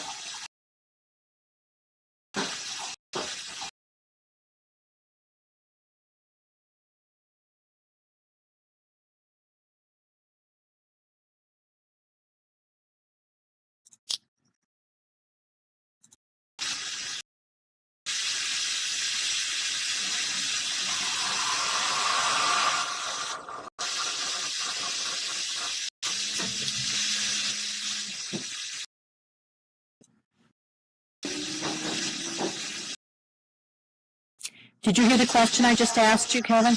No, I didn't hear a thing. Okay. Denon asks, I like the idea of God, transcendent and fully present in the universe. Can you comment more on your thoughts on this? Yes. Again, this is very much an old mystical Catholic tradition. And again, I want to reemphasize the complexity of any complex world religion. It has virtually everything that one can imagine in it. This idea, you find this certainly in Hegel and Spinoza, in Jewish thought, in Sufi mysticism, in Kabbalah, in Buddhism, in Hinduism. The idea here is that the divine is immanent. He's deep inside, always already part of the way the universe works, and is working out its destiny and becoming itself only through the complexity of the incarnation in the world. The idea here is that there's no separation between divine power and transcendence and creativity and that which it makes. They're all one thing. And that God, in a sense, is never complete and doesn't really know, I hate to use a gender term, itself, herself, himself, until every human and every animal has thought every conceivable thought they're meant to think and has had every experience they're meant to have. So it's a sense of a completion that's driving the system from inside.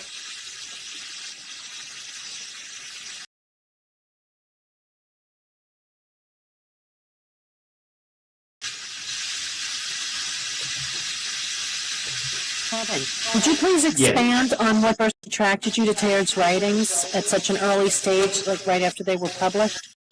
Yes. I think I was kind of a precocious kid. I have to give credit to the Jesuits, because having gone to both the Jesuit high school and a college, I found the Jesuits were always wildly open. Not wildly, but intelligently open to new ideas. And it never occurred to me that there should ever be a tension between religion and science. And I think when I read this, and this is odd when I think back on it, I may be misremembering, I had no idea that Teilhard was in any kind of trouble with the church. It probably would have made him a lot sexier, but I didn't know it.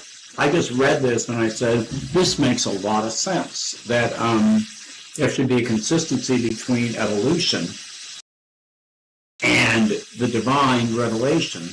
And I remember, just as an addendum to that, totally unrelated, when I was in college taking a theology course from Louis Dupre, who later went to the Yale Divinity School at Georgetown, when he described the book of Genesis and said there really wasn't a literal garden and there weren't these first two people, I was just amazed, because I really, again, hadn't thought about that. So when I read Teilhard, it never occurred to me there'd be any tension between what he wrote and what the church said, and then I later found out, and it's just baffling. But it was just the power of the ideas. I mean, there are certain books you read, certain movies you see that literally change your life, and that was one of them. I've never really been the same since. And as I said in one iteration of this talk, where I didn't say, I'm probably a better Teilhardian than I am a Catholic.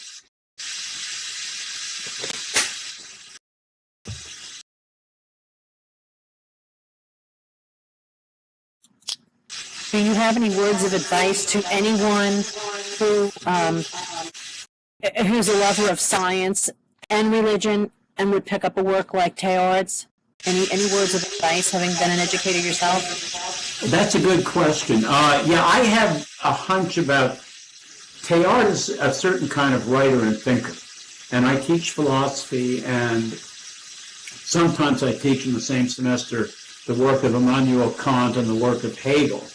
And when I try to teach students, you need totally different reading strategies. Kant is architectonic, more what we would call scientific, building step by step. Hegel is like getting on a surfboard or playing progressive jazz. You just got to go. You get on it and you move with it. You don't try to figure out what every word means. It's the totality. You let it ride. Let it take you for the ride and see where it leads you. And that's Teilhard perfectly, I think, captured. You can't analyze them too deeply, but you have to, in a sense, give yourself over. I don't mean don't read the Kant and the analytic stuff. That's equally important. And be skeptical like Michael Shermer. But sometimes you just got to let things ride and take you where they're going to take you.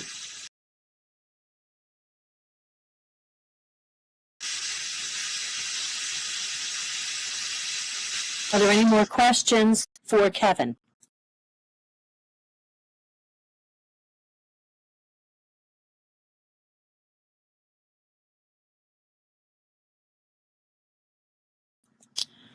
Okay, Kevin, I don't see that there are any more questions at this time. Thank you so much. That was a presentation that I gleefully listened to in practice and again in its delivery. Thank you. Now I got to get my avatar back. There he goes.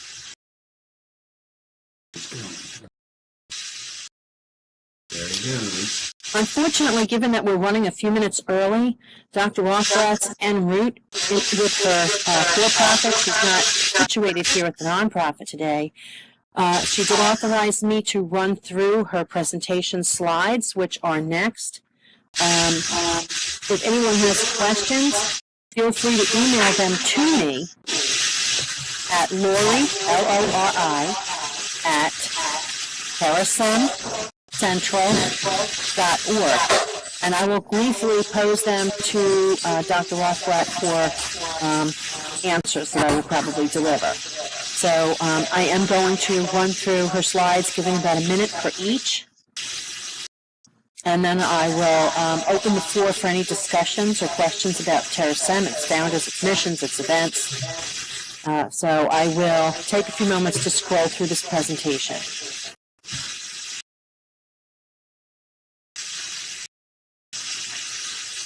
Kevin, if you would please disengage your speaker. Thank you.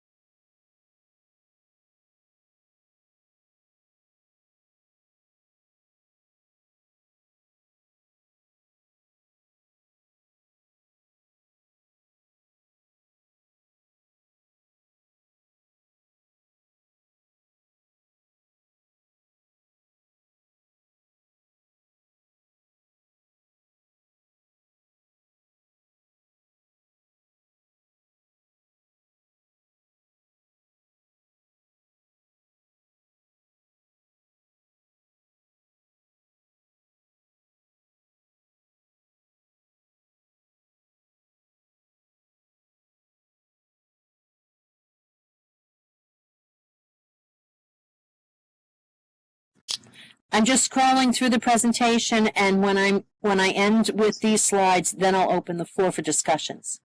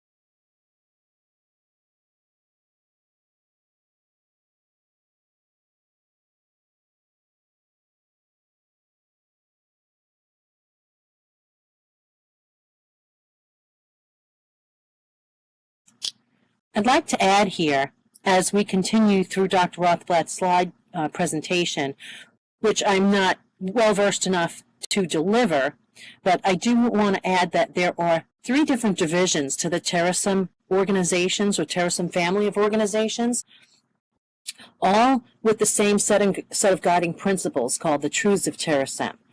There is the Terasem Movement Incorporated, which is based in Florida. That is the first and oldest, or say, parent of the sibling organizations. That is the organization I am with and who is putting forth this workshop today. And I have the honor of being the longest-serving Terasem employee. Then there is Terasem Movement Foundation, which is based in, let me see if I can catch up here, based in Bristol, Vermont. And the Terasem Movement Foundation and the Terasem Movement Incorporated have some things in common, some projects, basically a mind filing project, utilizing different skill sets, different professionals to test the same hypotheses in regards to digitizing one's consciousness. And the third of the Terasem organizations, which has probably the most in common with Teilhard's work, in that much of what is in Teilhard's writings are espoused within the truths of Terasem. That would be the religious aspect of Terasem, called Terasem Movement Trans-Religion, and it's the youngest of the 3 organizations. However, it's not new. The Terasem Movement Foundation was founded in 2002, and I believe the Terasem Movement Incorporated in 2002, and I believe the Terasem Movement Trans-Religion in 2004, if I'm not mistaken. So, and I am working on something that will offer delineation of the 3 that will be posted on Wikipedia in the coming months.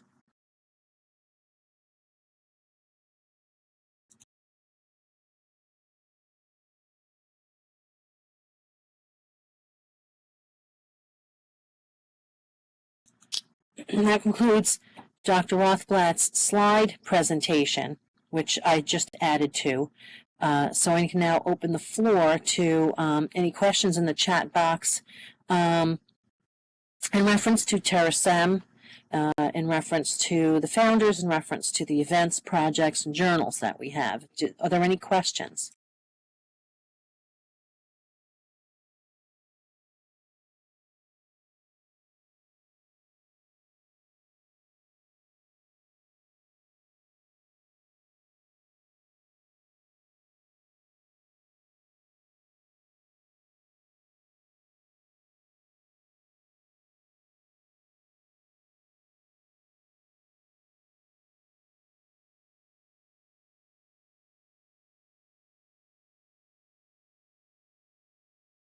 I do hear someone typing, so I am waiting for a question.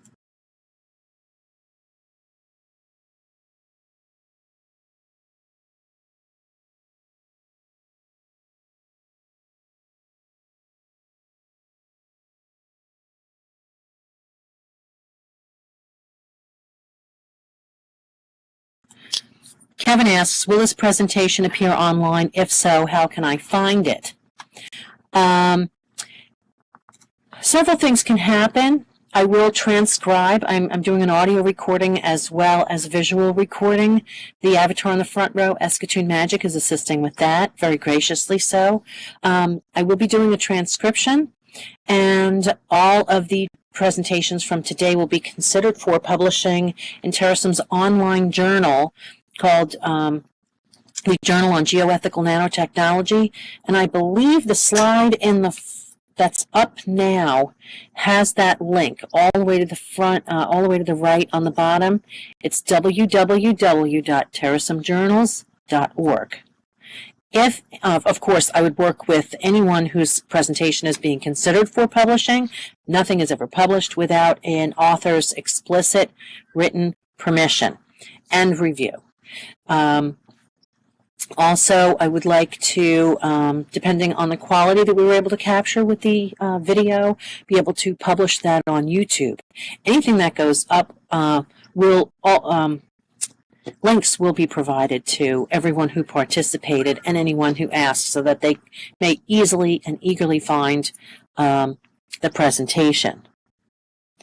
Michael Denon asks, what is the best way to follow up with future activities of Terasem? Well, first and foremost, you may always email or call me. I'm usually the one handling most of the public relations for the organization for Terasem Movement Incorporated, and quite often for Terasem Movement Trans-Religion. If now, through here, you let me know that you are interested, if we have anything major coming up, then I can just drop you a line and let you know. Terasem also has a website, www.terasemcentral.org. And you may be able to keep up with news and with what's going on with Terasem just by visiting that site.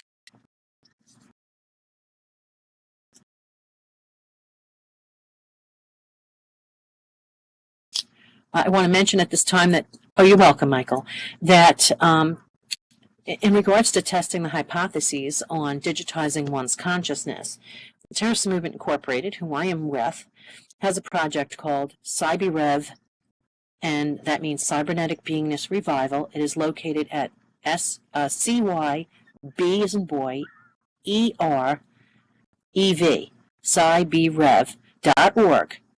And it is free to participate. However, you must request to open an account before you open an account. And that project works, employs the work of a sociologist by the name of Dr. Bill Bainbridge in regards to personality capture. And we employ the Bainbridge modules, very graciously availed to us by Dr. Bainbridge, in capturing one's personality toward testing that hypothesis of being able to digitize one's consciousness. The Terasem Movement Foundation in Vermont has a similar project called LifeNaut, LIFENAUT. I believe it's lifenaut.com. And they employ a different skill set and a different type of ability to record one's information. We also, at the Terasem Movement Incorporated, with our CyberRev project, are able to spacecast your mind files or your information into outer space for anyone who, when opening an account clicks that box and allows us to do so. So the organizations are very, very interesting, and as I said, they all work from the same set of guiding principles known as the Truths of Terasem.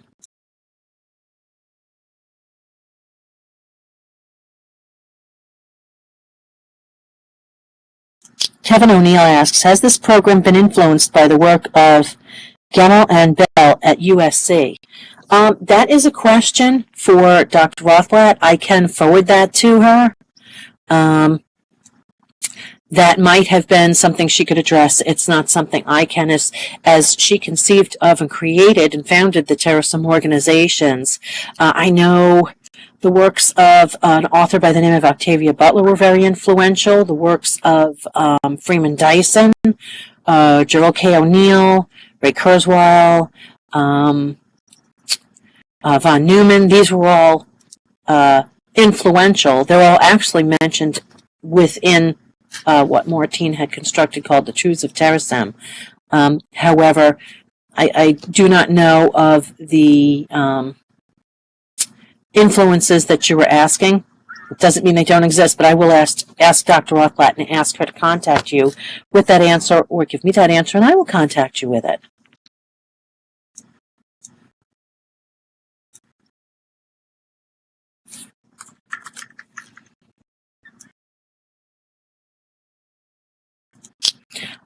Even though I couldn't answer that question specifically, you are very welcome, and I will get you that answer as soon as possible.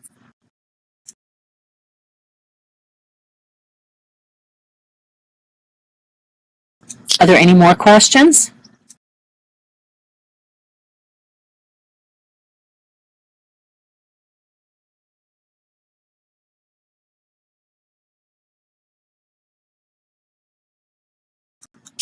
Well, I'd like, on behalf of Terasem Movement Inc., its staff, Dr. Martine Rothblatt, Bina Aspen Rothblatt, I would like to thank everyone for coming and participating and attending the Terasem's 10th annual workshop on geoethical nanotechnology. I will be in touch with all who presented upon completing the transcript of your presentation that you have every availability to edit, add, or delete. And I will be available and in this venue until the last person leaves, so you're absolutely free to approach me and ask anything you wish. Now that the workshop has been adjourned, we're more free to have our speakers on or turn our speakers on. You can continue to speak in the chat box if you're more comfortable that way. But it was an absolutely marvelous workshop, and I enjoyed every single presentation. And I'm sure I'll have more questions as I go through the transcripts. But thank you again, everyone, for attending and participating.